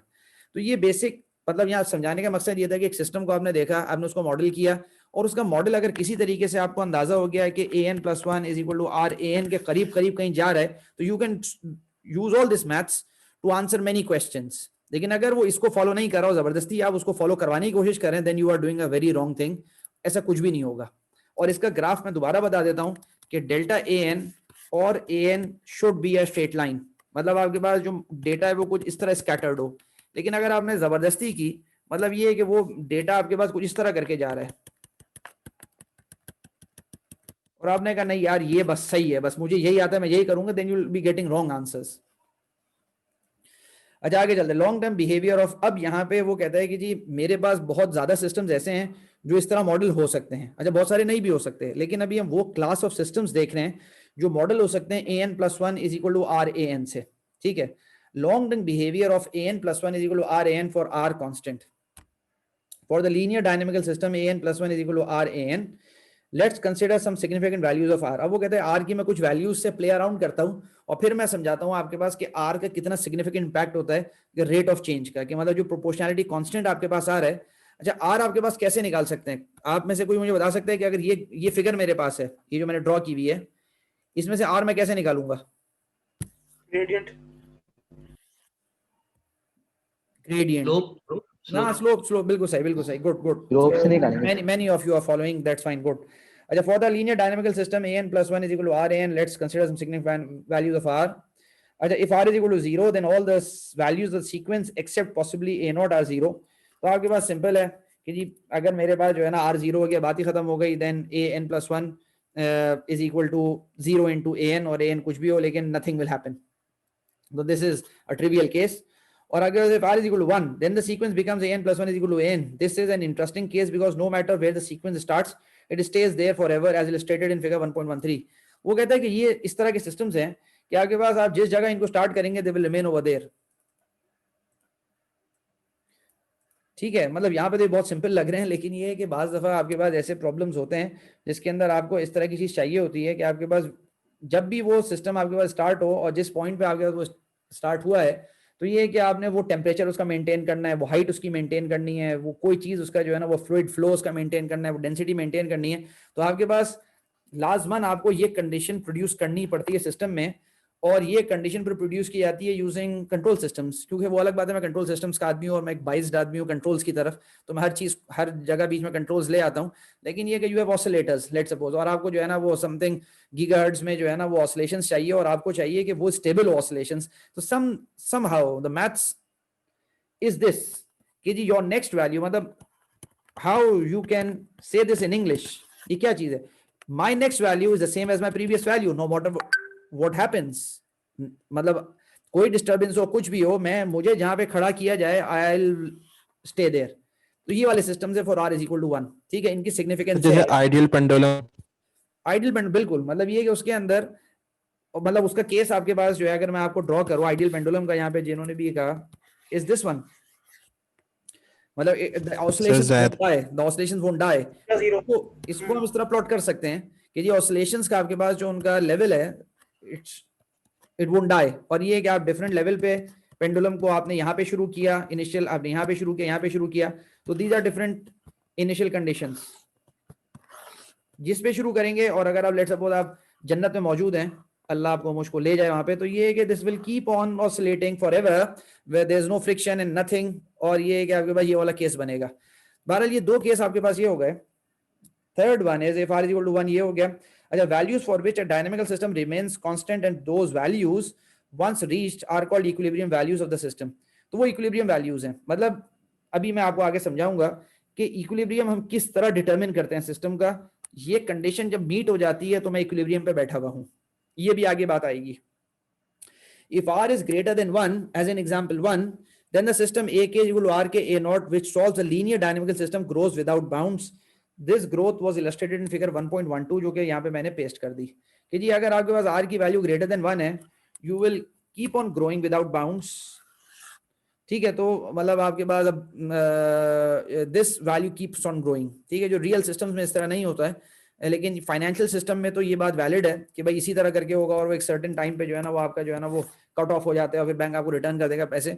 लेकिन रियल सिस्टम्स में always there is saturation. In engineering systems, आप सारे इंजीनियरिंग के स्टूडेंट्स हैं, देयर इज अ सैचुरेशन, और इस तरह पॉसिबिलिटी नहीं होती कि you can go on growing without bounds. तो ये बात भी हो गई कि R0 क्या हो गया, R1 क्या हो गया और R ग्रेटर देन 1 क्या हो गया। अच्छा, what happens if R is negative? R आपके पास नेगेटिव है। If you replace 1.01 with -1.01 in example 1, वो कहता है कि जी अगर मैं उसको रिप्लेस कर दूं, ठीक है, that is possibly, if I am not wrong, an। ये मैंने क्यों नहीं लिखा है, ये an है, मेरी राइटिंग ऐसी है। an + 1 = -1.01 an। वो कहता है कि then what will happen, you will see oscillations, और वो आपके पास इस तरह करके। तो अगर मैंने 1.01 के बजाय -1.01 किया तो आपके पास ऑसिलेशन है, और आपके पास इस तरह करके जो है ना, मतलब अगर मैं इसको यहां पे ड्रॉ कर दूं, ग्रोइंग ऑसिलेशन, तो ये आपके पास ऑसिलेशंस ग्रो कर रही हैं, एन अनस्टेबल सिस्टम। तो आपके पास आर की वैल्यू है और आपके पास वो नेगेटिव वैल्यू है, और which is greater than 1। What happens if R is negative? If we replace 1.01 with -1.01 in example 1, we obtain the graph in figure 1.14. Note the oscillation between positive and negative values, because the negative sign causes the next term in the sequence to be of opposite sign from the previous term. We conclude that in general negative values of R causes oscillations in the linear form. तो ये कि जब भी आपके पास R negative होगा, और गालिबन not गालिबन definitely R is negative and it is greater than 1, then I have an unstable system. I have an unstable system. ठीक है. What happens if R is, the mod of R is less than 1? If R is between 0 and 1, so that R is a positive fraction less than 1, then R k approaches 0 as k becomes increasingly large. तो ये बहुत important case आपके पास कि जी अगर R की value मेरे पास जो है वो 0 और 1 के दरमियान है, that is an + 1 is 0.7 an, तो ultimately I will die। मतलब ये इक्वेशन ही मुझे बता रही है कि my next values will keep on decreasing। मैं I'll keep on decreasing, I'll die someday, I'll die। ठीक है, this means that the sequence ak is equal to rk a naught solves the linear systems an + 1 ran can be made as small as we please once k is large enough। तो ये कि जब आपके पास k की value बढ़ जाएगी तो ये आपके पास सिंपल केस है कि you start from some value and you keep on decreasing, और ये आपके पास स्लोप जो है ना, you can control this slope, you can control this slope. इसका स्लोप क्या होगा, लेकिन ये बात डेफिनेट है, when this mod is less than 1, this is enough. तो ये आपके पास ये होगा इसके अंदर। ठीक है, कि आपके पास 1 से कम आपके पास है, और अगर मतलब पॉजिटिव वैल्यू है तो ये होगा, और अगर नेगेटिव वैल्यू है तो ऑसिलेशन होंगी, लेकिन फिर भी डाई कर जाएगा। सर अगर आर की वैल्यू नेगेटिव और पॉजिटिव में स्विच हो रही हो, ऐसा पॉसिबल हो सकता है? नहीं, वो तो सिस्टम्स आपके पास जो है वो हमारे यहाँ बात सिस्टम्स कहलाते हैं, लेकिन वो इतनी मतलब ये है कि मैसिव स्विचिंग नहीं होती है। आर की वैल्यूज चेंज होना शुरू हो जाती हैं, और मतलब ये पॉसिबल नहीं है कि आर नेगेटिव हो रहा है पॉजिटिव हो रहा है, नेगेटिव ऐसे नहीं होता। ए पॉजिटिव नेगेटिव होता रहता है, जैसे अभी यहाँ पे नजर आ रहा है, जैसे यहाँ पर है, ये ए की वैल्यू है, आर की नहीं है। आर की वैल्यू ये जरूर होता है कि आपके पास बाज दफा बढ़ जाती है, बाज दफा कम हो जाती है। जो नॉन लीनियर सिस्टम्स के अंदर होता है, सिस्टम का गेन बढ़ता है, बाज जगह कम हो जाता है, जैसे आपके पास एम्पलीफायर्स के ऑपरेशन ऑप एम्प्स के अंदर होता है। तो इसी तरह हमारे कंट्रोल सिस्टम्स के अंदर बहुत सारे सिस्टम ऐसे होते हैं कि जिनका ऑपरेटिंग पॉइंट पे बाज का गेन बहुत बड़ा होता है और बाज जगह गेन बहुत कम होता है। वो वाले मसले होते हैं जहां पे आर की value for the same system is different for different operating points. लेकिन नेगेटिव पॉजिटिव होना तो बहुत ही एक मतलब ये ड्रास्टिक चेंज है शायद होता हो कोई सिस्टम, मेरे जहन में भी नहीं है। Okay sir. अच्छा आगे यहाँ पे आपके पास, अच्छा ये दिस इज समरी। अच्छा मैं भी थोड़ा थक गया, मैं बस अभी ये है कि आई टेक अ ब्रेक, वैसे ही 4:45 हो रहे हैं, 5 बजे नमाज है और नमाज के बाद मैं कंटिन्यू करूंगा, लेकिन आई समराइज दिस थिंग और फिर आप लोगों को जो बात पूछनी हो अभी तो आप बिल्कुल पूछ लें। समरी क्या है यहाँ पे कि जी मेरे पास ये सिस्टम है और ये सबसे सिंपल सिस्टम था, डायनेमिकल सिस्टम। इसके बाद अब और सिस्टम्स डिफरेंट आएंगे जो और कॉम्प्लिकेट होंगे कि अगर R 0 आपके पास है तो constant solution and equilibrium value at 0, it won't go anywhere. अगर R 1 है, ऑल इनिशियल वैल्यूज आर और कांस्टेंट सॉल्यूशंस कि जहां से आप शुरू करेंगे वहीं बैठे रहेंगे।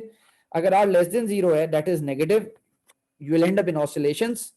और अगर mod of R is less than 1, decay to limiting value of 0। तो अगर चाहे R आपके पास जो है लेट सपोज मतलब ये है कि -0.7 भी है, तब भी आपके पास वो ऑसिलेशंस करेगा लेकिन इट विल डाई। और अगर R mod is greater than 1, चाहे +1 चाहे -1, तो it will go out of bounds। बस हमारी अजान शुरू हो गई, I'll quickly draw a figure।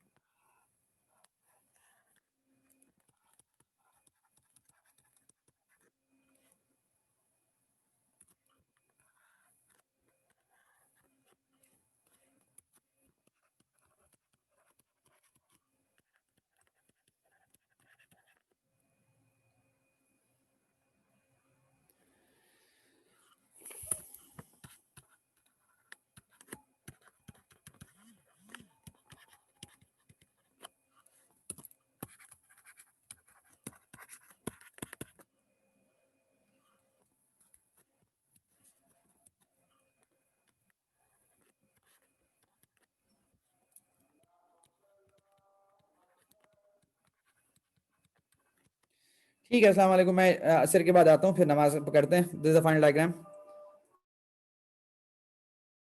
Recording. तो वी वर हेयर, ये हो गया था, ये हो गया था, और ये डायग्राम से मैंने वैसे ही ड्रॉ किया था ताकि मतलब ये कि उस ग्राफ को थोड़ा समझने के लिए, मतलब ये जो टेबल था इसको समझने के लिए कि R की वैल्यू अगर 1 से बड़ी है तो ग्रोथ विदाउट बाउंड, यानी यहाँ पे भी ग्रोथ विदाउट बाउंड है और यहाँ पे भी ग्रोथ विदाउट बाउंड है, इधर जहाँ मैंने स्टार लगाया हुआ है। और स्टेबिलिटी का रीजन आपके पास ये वाला रीजन है जो +1 और -1 के दरमियान है, और इवन +1 और -1 पे आपके पास वो इंक्लूसिव है, और वहाँ पे आपके पास सिस्टम जो है ना वो बाउंड्स के अंदर, मतलब it will die, the system will die and it will also die in both cases के अंदर। नेगेटिव में ऑसिलेशन जरूर होंगी, पॉजिटिव में ऑसिलेशंस नहीं होती हैं। ठीक है, तो इस सब का ताल्लुक फिर मतलब ये है कि सिस्टम की डायनेमिक्स, पोल, जीरोज, उनकी लोकेशन, उन सब चीज़ों से होता है, लेकिन उस डिस्कशन में मैं अभी नहीं जा रहा। हम इसको कंटिन्यू करते हैं, इसी चीज़ को आगे। अच्छा कोई बात आप लोगों को अगर पूछनी हो तो आप पूछ लें। अच्छा यहाँ पे भी दोबारा मतलब यही जो ग्राफ था कि जी अगर R की वैल्यू 1 है तो ग्रोथ विदाउट बाउंड यानी स्टेबल हो गया, और R की वैल्यू अगर ग्रेटर देन 1 है और A0 is less than 0, then भी इट ग्रोज विदाउट बाउंड्स। तो ये आपके पास इस तरह करके दोनों के अंदर एक पैराबोलिक शेप आपके पास बनता चला जाएगा, बट नॉट पैराबोलिक, गलत लफ्ज है, इट्स एक्सपोनेंशियल, आइदर ग्रोइंग और डिकेइंग। और यहाँ पे ये डिकेज डाउन टू 0 और इट्स आल्सो डिकेज। तो आपके पास ये दोनों स्टेबल सिस्टम्स हैं, ये आपके पास अनस्टेबल हो गए जब R की वैल्यू ग्रेटर देन 1 है। और यहाँ पे जो स्टेबल के अंदर है R की वैल्यू इज बिटवीन 0 एंड 1, और यहाँ पे ऑसिलेट्स एंड डिकेज अगर आपको 0 और -1 के दरमियान है, मतलब नेगेटिव वैल्यूज -0.7, -0.3, -0.9, तो it will behave something like this, it will decay down to 0 with oscillations. और अगर आपके पास ग्रेटर देन -1 है तो the oscillations will grow and it will become unbounded. ठीक है, तो ये वो टेबल को यहाँ पे समराइज कर दिया।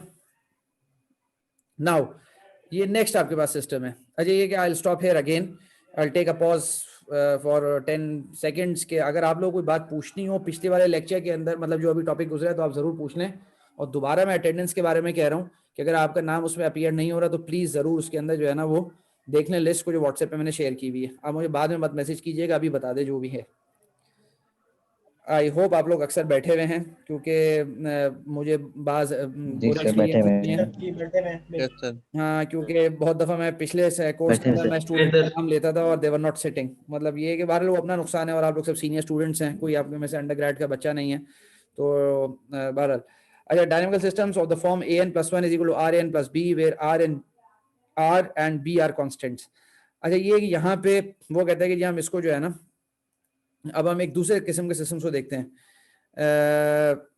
कि वो सिस्टम्स जिसके अंदर मेरे पास, मैंने अभी तक ये येलो वाले सिस्टम्स देखे हैं, जो येलो मैंने हाईलाइट कर दिया। मैं अब ये वाला सिस्टम देख रहा हूँ जिसके अंदर प्लस बी है। अच्छा, plus is a sign, plus or minus B can be anything. अब ये आपके पास यहाँ पर, इसका मतलब मैं सिस्टम के अंदर कोई चीज इंट्रोड्यूस कर रहा हूँ या ऐड या सब्ट्रैक्ट कर रहा हूँ, ठीक है। तो इस तरह का सिस्टम मैं अगर बहुत बेसिक एग्जांपल दूं, मैं एग्जांपल से, ताकि बात ज्यादा बेहतर समझ में आ जाती है आदमी को। एक कमरा है या कोई भी बॉक्स है, मेटालिक बॉक्स है, उसके अंदर कोई आपके पास हीटिंग या कूलिंग एलिमेंट है। लेट्स सपोज मैं कहता हूँ कोई हीटिंग एलिमेंट आपके पास रखा हुआ है। I have a heating element here somewhere, I have a heating element, और यहाँ पे आपके पास this is these are the heat waves. तो ये कि मैं अगर कहता हूँ कि ये बॉक्स बिल्कुल जो है ना आपके पास आइसोलेटेड है, तो ये है कि the temperature of the system will depend on this heater, जो भी इसके मतलब आपके पास पैरामीटर्स होंगे, और सिस्टम का टेम्परेचर ग्रो करेगा, जो कुछ भी करेगा, तो वो डिपेंड करेगा इस पूरे मॉडल पे। लेकिन अगर let's suppose I introduce a window in this one, कि जी मेरे पास एक खिड़की है यहाँ पे, और I can allow fresh air to move into the to flow into the system. ये वाला सिस्टम जो है ना, ये वाला कॉन्सेप्ट है बी का यहाँ पर, कि कुछ और external impact on the system, ठीक है। तो मतलब ये तो एक वो सिस्टम है, मतलब ये कि हीटिंग कूलिंग सिस्टम है। लेट सपोज आपके पास जो ये अकाउंट वाला सिस्टम था, तो अकाउंट वाले सिस्टम के अंदर जी मेरे पास एक चीज ग्रो हो ही जा रही है, हो जा रही है, हो जा रही है, और अल्टीमेटली मैं उसके अंदर एक मॉडलिंग ये करता हूँ कि जी मेरे पास पैसे ग्रो होते होते एक सर्टेन पॉइंट पे पहुंच गए, मैंने उसके अंदर विड्रॉल कर लिया, मैं नीचे आ गया। अब वो क्या बिहेव करेगा, will it grow like this, will it grow like this, क्या होगा। या फिर मैं at certain point in time मैंने उसमें कुछ पैसे ऐड कर दिए, अब मैं यहाँ पहुंच गया, तो क्या मतलब उसका रेट ऑफ चेंज ज्यादा बढ़ जाएगा, वैसे ही ग्रो करेगा, क्या होगा। ये बी का मतलब है यहाँ पर, some external factors which are impacting my system, ठीक है। Now let's add a constant B to the dynamical system we previously studied. Again, we want to classify the nature of the long-term behavior for all possible cases. We begin with the definition. अब वो पूरी pure mathematical यहाँ पे जो है ना description बनाएगा। Example मैंने आपको दे दी, आपको बेसिक बात समझ में आ गई होगी कि बी का क्या मतलब यह बनता है, सम एक्सटर्नल फैक्टर्स, और फिर अभी मैथमेटिकली वो एस्टैब्लिश करेगा, फिर हम देखते हैं इसको। A number A is called an equilibrium value or fixed point of a dynamical system. an+1 is equal to FAN. अब यहाँ पे उसने बिल्कुल जेनेरिक बात करनी शुरू कर दी है। मतलब यहाँ पे वो कहता है जी मेरे पास एक ये सिस्टम है an+1 is equal to FAN। अब इसके अंदर आपके पास वो मॉडल इस पूरी चीज को कर रहा है, ये आप जहन में रखिएगा कि an+1 is equal to FAN का मतलब ये है कि it is also depending on B और अदर फैक्टर्स एज वेल, ठीक है। तो यहाँ पे लेकिन चाहे वो बी पे डिपेंड करे चाहे ना करे, लेकिन ये डेफिनेशन जो है ना इक्विलिब्रियम पॉइंट की, ये बिल्कुल वैलिड है। A number A is called the equilibrium point or a fixed point of a dynamical system. an+1 is equal to FAN. This is the system जो येलो में हाईलाइट किया, if AK is equal to A। अगर इस तरह की condition meet कर जाती है, an+1 is equal to AN, अगर ये वाली कंडीशन मीट कर जाती है, या फिर AK is equal to A for all k1 to 3 when A not is equal to A, then AK is equal to A is a constant solution to the dynamical system। वो कहता है, इसकी अभी एग्जांपल्स भी हम देखते हैं कि अगर ऐसा कुछ हो जाए कि हमारे पास वैल्यू ग्रो ही नहीं कर रही है ना डिक्रीज कर रही है, अपनी जगह पे कांस्टेंट हो गई है, तो वो मेरे पास इक्विलिब्रियम पॉइंट कहलाता है सिस्टम का। The consequence of the definition is that A is an equilibrium value for an+1 FAN if and only if A is equal to FA। मतलब कोई ऐसा सिस्टम है, मतलब ये जो अगर आप इसको कंसीडर कर लो, यू हैव अ बॉक्स और you are inputting a value A and you are getting a value A। Normally dynamical systems के अंदर क्या होता है, if you insert A you get an+1 and an and an+1 are not same, they are not same। This is a dynamical system. ये are आपके पास उसका कोई factor है जिससे वो ग्रो कर रहा है, ठीक है। लेकिन अगर ऐसा हो जाए, एक डायनेमिकल सिस्टम ऐसा हो जाए कि आपने उसके अंदर इंसर्ट किया an और आपके पास आउटपुट आया an+1 and an+1 is exactly same as an, then you say that the dynamical system is in equilibrium। और ये उसका जो point equilibrium point that is this an + 1 = an, ये जिस पॉइंट पे आपके पास ये आके स्टेबलाइज कर गया है, an + 1 = an, let's suppose = a, ये उसका इक्विलिब्रियम पॉइंट हो गया। वो ये कहना चाह रहा है यहाँ पे, this is the equilibrium point. This is a result is shown by simple substitution. Equilibrium values can be helpful in understanding the long-term behavior of a dynamical system, such as this one. ये वाला जो system है जिसके अंदर external factors भी हैं, इसको समझने में बहुत हेल्प होती है कि इक्विलिब्रियम पॉइंट क्या है, किस पॉइंट पे सिस्टम इक्विलिब्रियम पे चला जाएगा। Let's consider 3 examples to gain insight. अब प्रोबेबली मैं एक ही एग्जांपल यहाँ पे डिस्कस करूंगा और आप लोग बाकी एग्जांपल्स देख लेगा। 1-2 एग्जांपल्स यहाँ पर होंगी और फिर ये कि और नहीं समझ में आता, यू कैन ऑलवेज डिस्कस, कोई ऐसा मसला नहीं है। अच्छा एक सेकेंड आप, मैं आई एम कमिंग।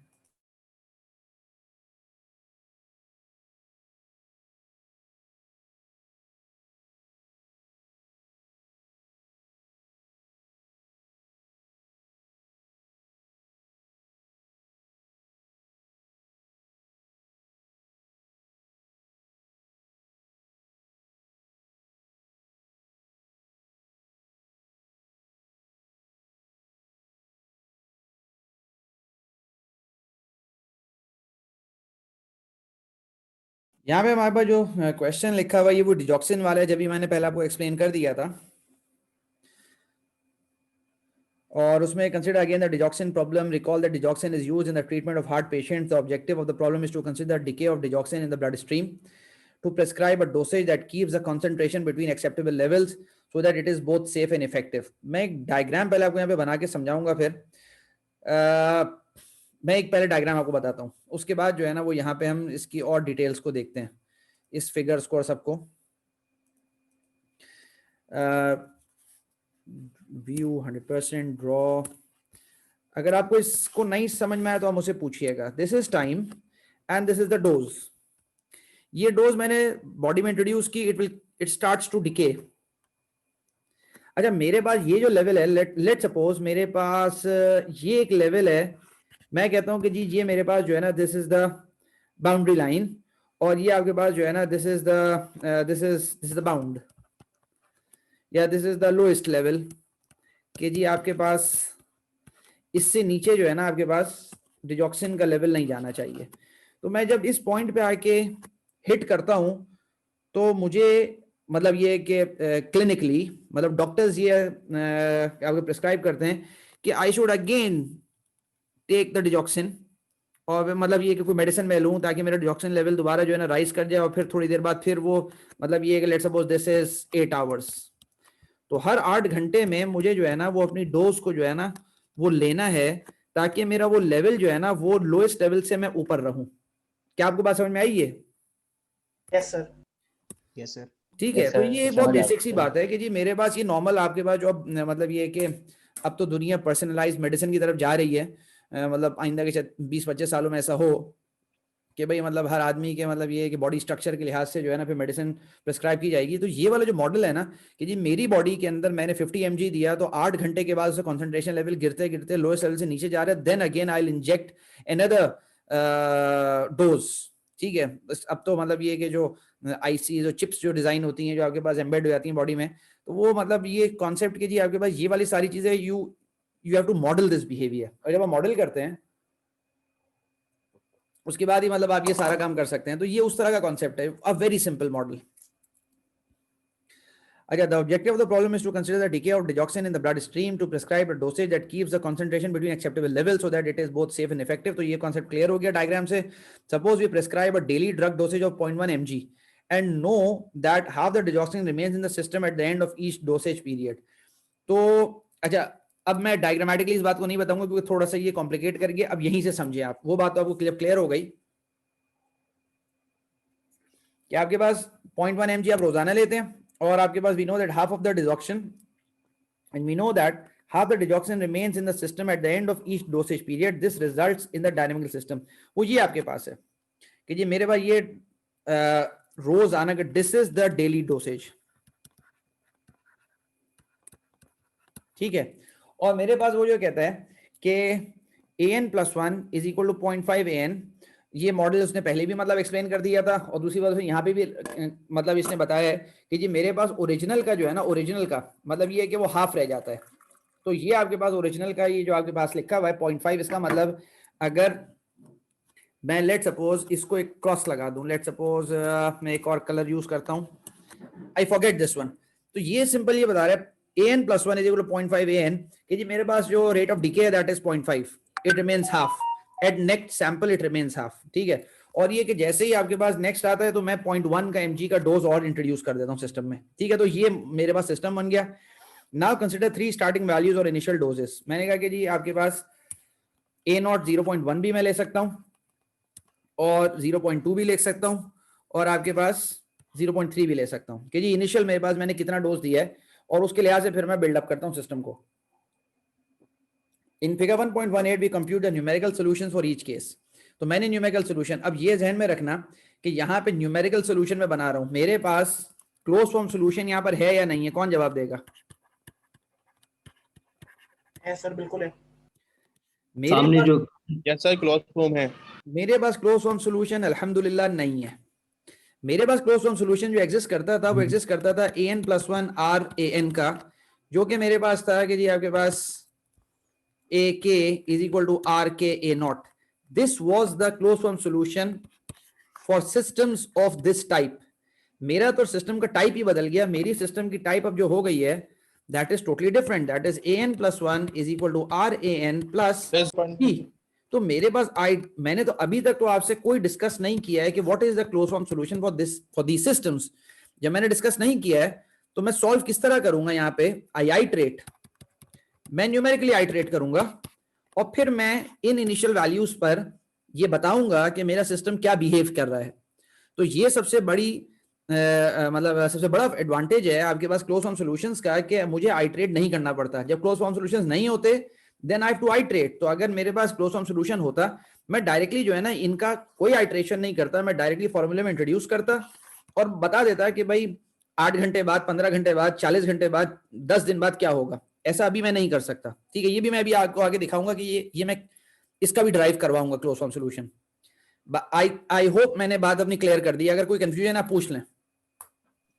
सर है आप पूछें सर, जो an + 1 = 0.5 an + 0.1, अब ये आप कह रहे हैं या ये भी आपका हमारा हाइपोथेसिस है जिसको कंजेक्चर है जिसको हमने नहीं, बिल्कुल नहीं, ये वो बात नहीं है। This is the model of the system. ठीक है सर, वेरी गुड। आप ये बात सब क्लियर कर लो एवरीवन, मतलब आप जितने लोग यहाँ बैठे हुए हो, मतलब आप जितने सवाल पूछने क्लियर कर लो, बिला वजह गलत कॉन्सेप्ट्स के साथ पढ़ोगे तो कोई फायदा नहीं है। This is the model of the system.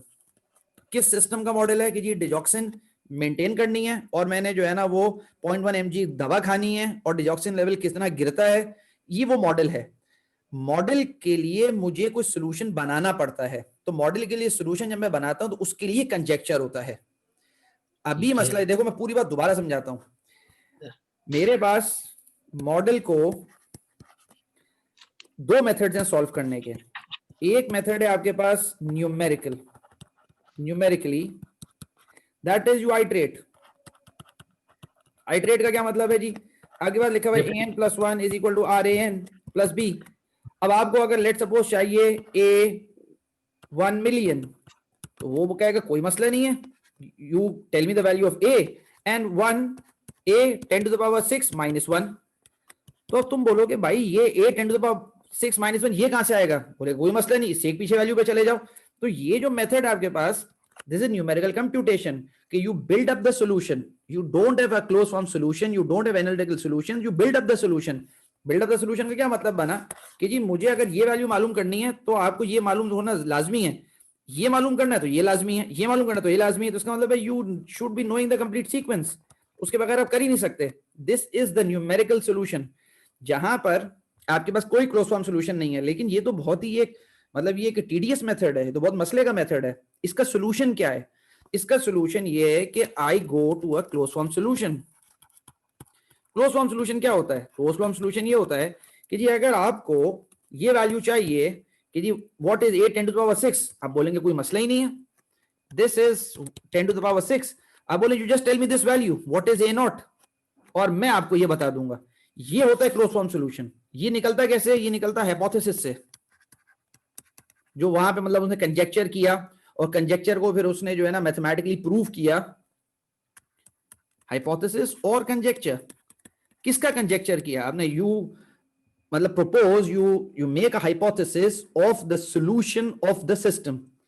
उस सॉल्यूशन Model, को आपने जो है ना फिर मैथमेटिकल मॉडल में डाल के वेरीफाई किया कि यार ये जो मेरा हाइपोथेसिस है, कंजेक्चर है, क्या ये सच है या गलत है।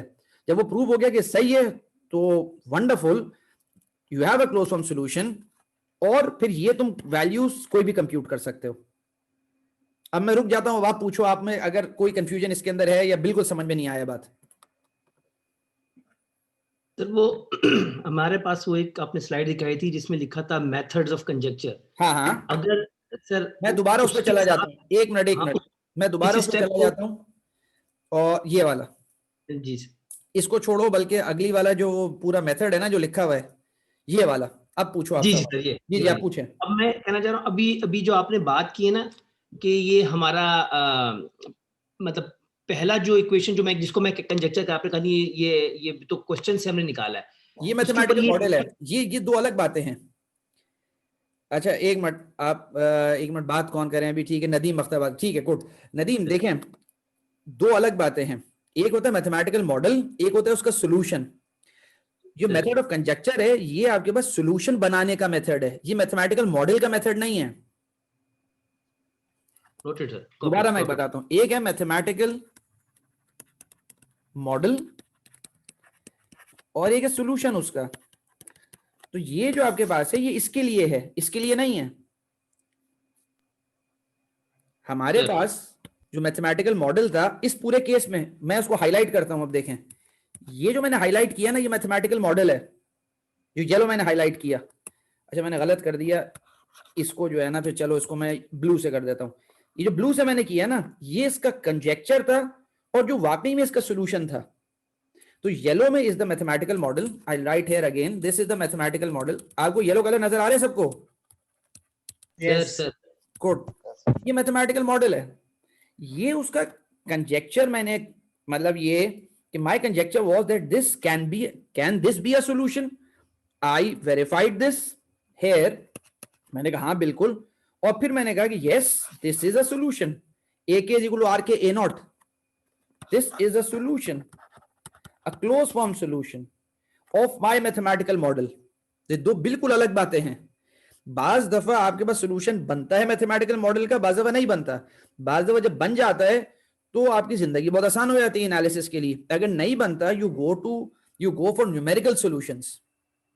यहां पे क्योंकि बहुत ही बेसिक बातें चल रही हैं, तो ये जो येलो में हाईलाइट हुआ है इसका तो मैंने आपको प्रूफ कर दिया था, लेकिन जरा सा इसके अंदर मैंने चेंज कर दिया ना, जैसे A N plus one is equal to R A N plus B कर दिया।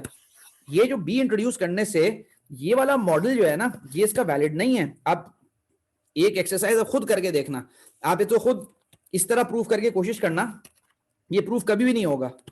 ए N plus one is equal to R A N plus B का solution A K is equal to R K A not नहीं है। ये आप खुद करना exercise के तौर पे, आप खुद प्रूफ करोगे कि this is wrong, left hand side is not equal to right hand side. तो this is not a solution of this mathematical model of this structure. दोबारा पूछो जो बात आप लोगों को कंफ्यूजिंग है, क्योंकि कोई फायदा नहीं होता आगे पढ़ाने का जब पीछे बात क्लियर नहीं है। जिसको जो बात दोबारा पूछनी है I more than willing to answer, मुझे कोई फर्क नहीं पड़ता। सर मुझे सिर्फ एक कंफ्यूजन, अभी आपने कहा कि ये सॉल्यूशन नहीं है, मुझे हाँ तो हाँ, वैसे ही नजर आ रहा उसमें बी मौजूद है, इधर बी मौजूद नहीं है। अगर ये मेरे बात को बिल्कुल लेमन यकीन है, बिल्कुल सही है, लेकिन असल में मैथ्स के अंदर मतलब ये कि कहना जीरो इनफ नहीं होता, यू नीड टू प्रूव। अब आगे वो बनाएगा इसका बाकायदा सॉल्यूशन। मेरी जो सारी की सारी जो बात मैं यहाँ पे कह रहा था, वो मैं कह रहा था कि जी मेरे पास एक प्रॉब्लम है, जो आपके पास ये वाला प्रॉब्लम है और मुझे इसको सॉल्व करना है। तो क्योंकि मेरे पास सॉल्यूशन नहीं है, close form solution, I don't have a close form solution here, तो मैं बिहेवियर को प्रेडिक्ट अगर करना है ना, तो मेरे पास वाहिद एक मेथड है, that is iterate. I have to iterate. उसने आइट्रेट किया ये 3 डिफरेंट वैल्यूज पे, और ये मेरे पास सिस्टम है प्रिस्क्रिप्शन फॉर डिजॉक्सिन, और उसने कहा मैंने 3 डिफरेंट वैल्यूज पे आइट्रेट किया और वो ये सॉल्यूशन, वो ये आपके पास कर्व्स बन रहे हैं, दीज आर द कर्व्स। कि जी अगर मैं 0.2 से स्टार्ट करता हूं तो मेरा सिस्टम जो है ना वो उसी पॉइंट पे रहता है, और अगर मैं 0.6 से स्टार्ट करता हूं तो it will die down to 0.2, और अगर 0.1 से तो it will grow and it will saturate at 0.2। तो इसका मतलब है कि 0.2 मेरे पास एक इक्विलिब्रियम पॉइंट है, लेकिन ये इक्विलिब्रियम पॉइंट जो 0.2 का है ये मुझे बगैर आइट्रेशन के पता नहीं चल रहा। मतलब जब तक मैं आइट्रेट मैंने नहीं किया, मैंने 3 डिफरेंट वैल्यूज ली, 0.1, 0.2 और 0.3। आई स्टार्ट आइट्रेटिंग, मैटलैब से किया, कोई भी सॉफ्टवेयर किया, और अल्टीमेटली मुझे पता चला कि यार ये सारी 0.2 पे जाके जो है ना ये कन्वर्ज कर रही हैं। तो 0.2 मेरे पास इक्विलिब्रियम पॉइंट है फॉर दिस डायनेमिकल सिस्टम। मतलब अगर मैं 0.1 mg का डोज रोजाना रात को खाऊं या 8 घंटे बाद 16 घंटे बाद खाऊं, और मैं कहीं से भी स्टार्ट करता हूं, मतलब इनिशियली मैं 4 गोलियां ले लूं या मैं इनिशियली जो है ना आधी गोली खाऊं, लेकिन with the passage of time मेरी बॉडी के अंदर जो है ना वो डिजॉक्सिन लेवल जो है ना वो 0.2 पे आके सैचुरेट कर जाएगा आफ्टर 5 आवर्स और आफ्टर 5 डेज और आफ्टर 10 डेज। ये कॉन्सेप्ट है। कुछ समझ में आई बात?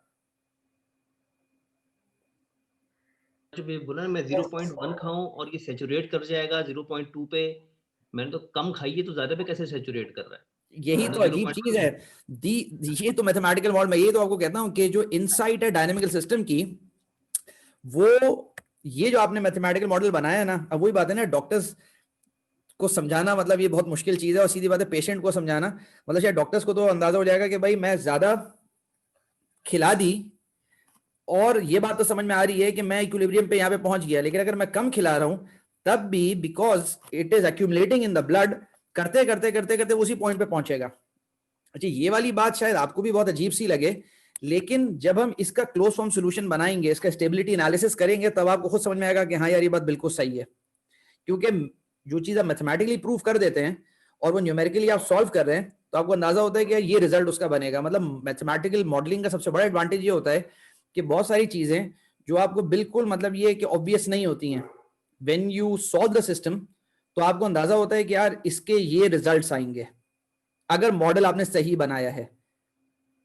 ठीक है, तो ये तो मतलब ये तो न्यूमेरिकली है, और इसके बारे में मैं कुछ कमेंट नहीं कर सकता क्योंकि ये तो न्यूमेरिकल सॉल्यूशन है। लेकिन जब हम इसका क्लोज फॉर्म बनाते हैं, जो कि हम आगे देखते हैं, और फिर हम इस पर डिस्कशन करते हैं।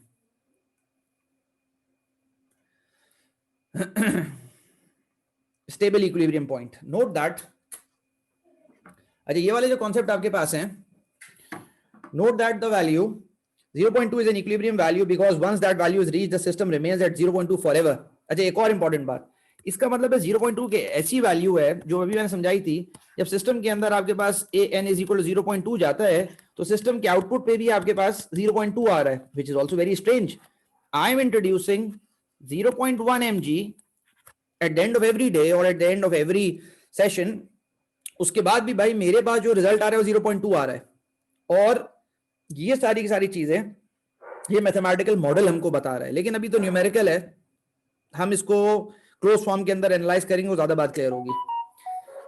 अच्छा, note that the value of 0.2 is an equilibrium value because once that value is reached the system remains at 0.2 forever, which you can see obviously from the figures। Furthermore, if we start below the equilibrium as in case A or above the equilibrium as in case C, चाहे 0.1 पे शुरू करो चाहे 0.3 पे, apparently we approach the equilibrium value as a limit। हम हमेशा उस पर रीच करते हैं, हम हमेशा जो है ना आपके पास अपने इक्विलिब्रियम पे रीच कर जाते हैं। मैं एक बहुत बेसिक एग्जांपल देता हूं।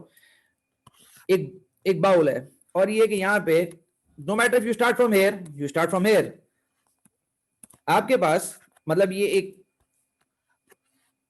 हाइपोथेटिकल एग्जांपल है। क्या होगा, this ball ultimately will die here when there is friction in the system and everything you consider। मतलब वही पेंडुलम बॉब का concept, you start from here, it will ultimately die here।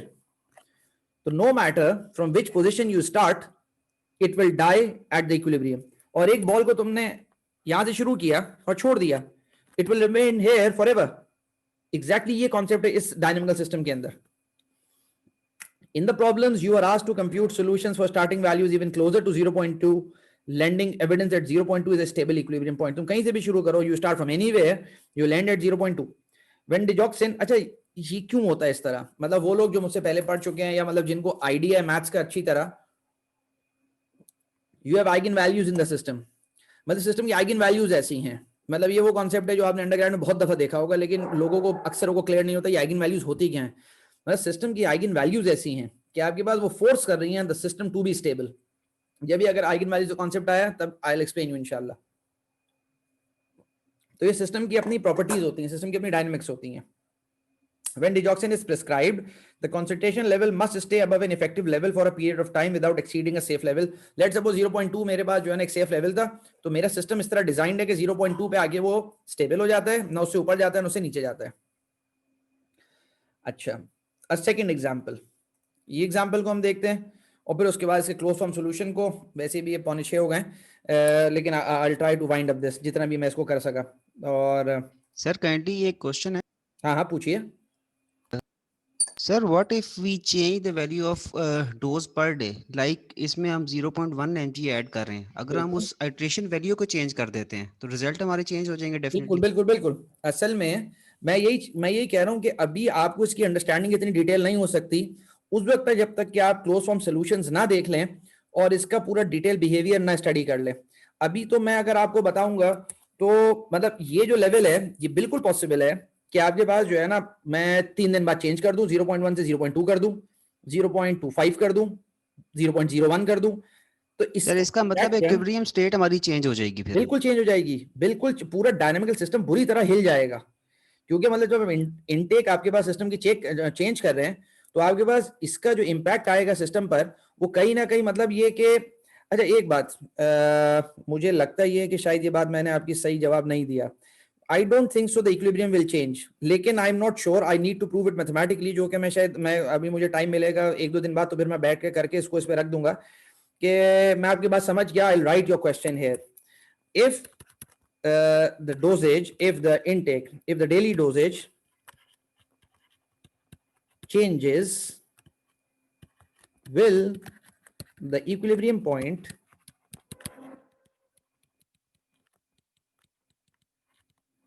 change or not? Sir इसके लिए initial value भी change करनी पड़ जाएगी, मैं जो थोड़ा सा समझा हूं सर, ठीक है, कोशिश नहीं की नहीं, है। लेकिन ये कि मुझे ऐसा लगता है कि अगर डेली डोसेज भी मैं चेंज करता हूं और even if I change the initial equilibrium value, change नहीं होनी चाहिए ना उस लिहाज से। अगर डेली डोसेज चेंज कर भी रहे हैं तो एक सर्टेन लेवल फिक्स किया हुआ है ना, तो वो चेंज क्यों होगा? असल में नहीं बिलाल, मैं इसको बहुत अलग तरीके से देख रहा हूं, क्योंकि आपके पास जो जिस तरह हमारे पास डायनामिकल सिस्टम्स होते हैं तो उसके अंदर इनपुट का इम्पैक्ट जो है ना मतलब उसकी सिस्टम की मतलब स्टेबिलिटी पर नहीं होता है। अगर सिस्टम स्टेबल है तो, और इनपुट आपका जो है ना स्टेबल, जो आपका बीबो स्टेबल का कॉन्सेप्ट होता है, तो अगर ये आपके पास स्टेबल इनपुट स्टेबल या इनपुट आपके बाउंडेड है तो no matter what happens the system will remain stable. और उसका इक्विलिब्रियम पॉइंट जो है ना वो चेंज हो सकता है, लेकिन उसकी मतलब ये जो क्वालिटी है सिस्टम की कि वो अनस्टेबल तो नहीं होगा, वो अनस्टेबल नहीं हो सकता। लेकिन इसका आंसर जो है ना असल में मैं अभी असल में टाइम इतना वो हो गया था, मैं खत्म करना चाह रहा था वो एग्जांपल। ये जो ड्रग वाली एग्जांपल आपने ली उसमें तो हम ये नहीं कहेंगे ना कि हमारी जो इक्विलिब्रियम पॉइंट है अगर वो चेंज होती रही फिर तो बॉडी का तो उल्टा सत्यानाश हो जाएगा, वो तो कभी ज्यादा होगा कभी कम। वो बात बिलाल बिल्कुल सही है। द प्रॉब्लम इज जो इन्होंने सवाल किया, पता नहीं इनका क्या नाम था, आपका नाम क्या है? सर इनामुर रहमान। इनाम, देखो इनाम ने एक सवाल बहुत सही किया है यार। इक्विलिब्रियम पॉइंट जो है ना, मैं अगर डेली डोज चेंज करता हूँ, इवन मैं ए नॉट चेंज कर देता हूँ इनिशियल, मतलब ये उससे डेफिनेटली इंपैक्ट इक्विलिब्रियम पॉइंट पर आएगा और इक्विलिब्रियम पॉइंट ऊपर नीचे होगा। ठीक है, बॉडी का तो सत्यानाश हो जाएगा, बिल्कुल डिजास्टर हो जाएगा, लेकिन डायनामिकल सिस्टम किस तरह बिहेव करेगा, I need to plot this in MATLAB as well. मैं वो प्लॉट करके फिर एक दफा आपको, क्योंकि बिलाल जब मैं गलत कमेंट दूं तो वो गलत बात है, लेकिन इक्विलिब्रियम पॉइंट विल चेंज, लेकिन मतलब सिस्टम की ये जो मतलब क्वालिटी है स्टेबिलिटी की वो चेंज नहीं होगी। मतलब ऐसा नहीं हो सकता कि सिस्टम बिल्कुल इरैटिक, स्टेबल तो होगा, बिल्कुल लाजमी स्टेबल तो होगा। हाँ स्टेबल होगा बिल्कुल, वो ये बात है।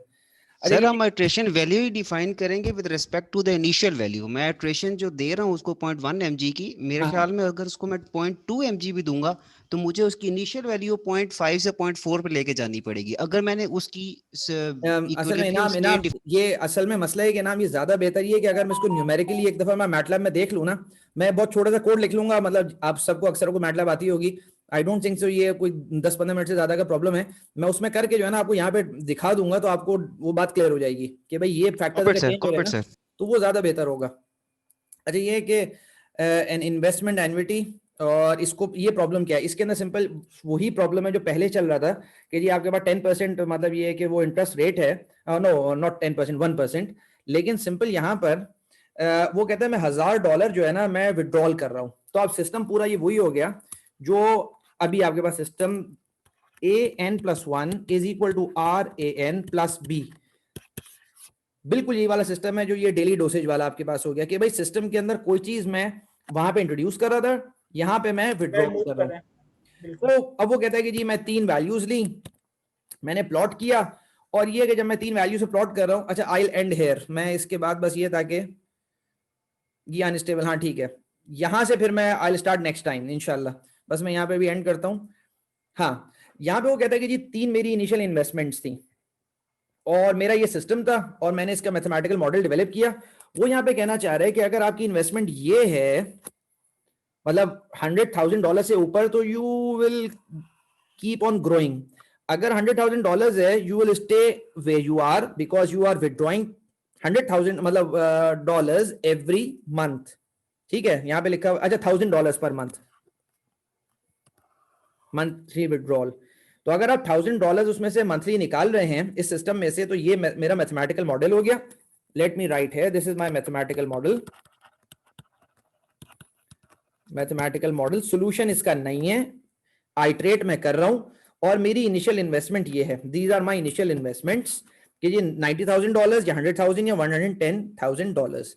तो ये कि वो यहाँ पे न्यूमेरिकली जब मैंने सॉल्व किया अपने प्रॉब्लम को, तो वो मुझे ये बता रहा है कि जी अगर आपकी $100,000 इन्वेस्टमेंट थी और 1% का आपको इंटरेस्ट मिल रहा था और आप $1,000 हर महीने निकाल रहे हैं, तो you remain way you are. बहुत सिंपल है, क्योंकि जितना इंटरेस्ट मिल रहा है वो पूरा का पूरा निकाल के इस्तेमाल कर रहे हैं। लेकिन अगर आपने 100,000 से ऊपर की इन्वेस्टमेंट की थी, यू विल ग्रो। और सबसे अजीब तरीन बात यह है कि अगर आपने 100,000 से कम की इन्वेस्टमेंट की थी, तो आपके पास you will keep on decaying और ultimately your balance will be zero after n number of years. वो भी सीधी बात है कि जितना आपको सूद मिल रहा है वो $1,000 से कम है और आप ज्यादा जो है ना वो कंज्यूम कर रहे हैं और कम आपका प्रोड्यूस हो रहा है, तो अल्टीमेटली यू विल डाई। तो ये चीज आपके पास, ये जो बिहेवियर्स है, ये बिहेवियर्स हम अगली दफा देखेंगे। अब यहाँ पे इसमें लिखा हुआ है अनस्टेबल इक्विलिब्रियम, कि ये वाला जो इक्विलिब्रियम है ये अनस्टेबल है, अनस्टेबल इक्विलिब्रियम पॉइंट। क्यों? क्योंकि जब आप उसके उस पर शुरू किया यू विल रिमेन, थोड़ा सा उससे ऊपर शुरू किया आप उससे डाइवर्ज कर गए, थोड़ा सा नीचे शुरू किया यू ऑल्सो डाइवर्ज। मतलब क्या? The same problem. अब यहाँ पे बाउल जो आपके पास है ये कॉन्वेक्स नहीं है, नाउ इट इज कॉन्केव।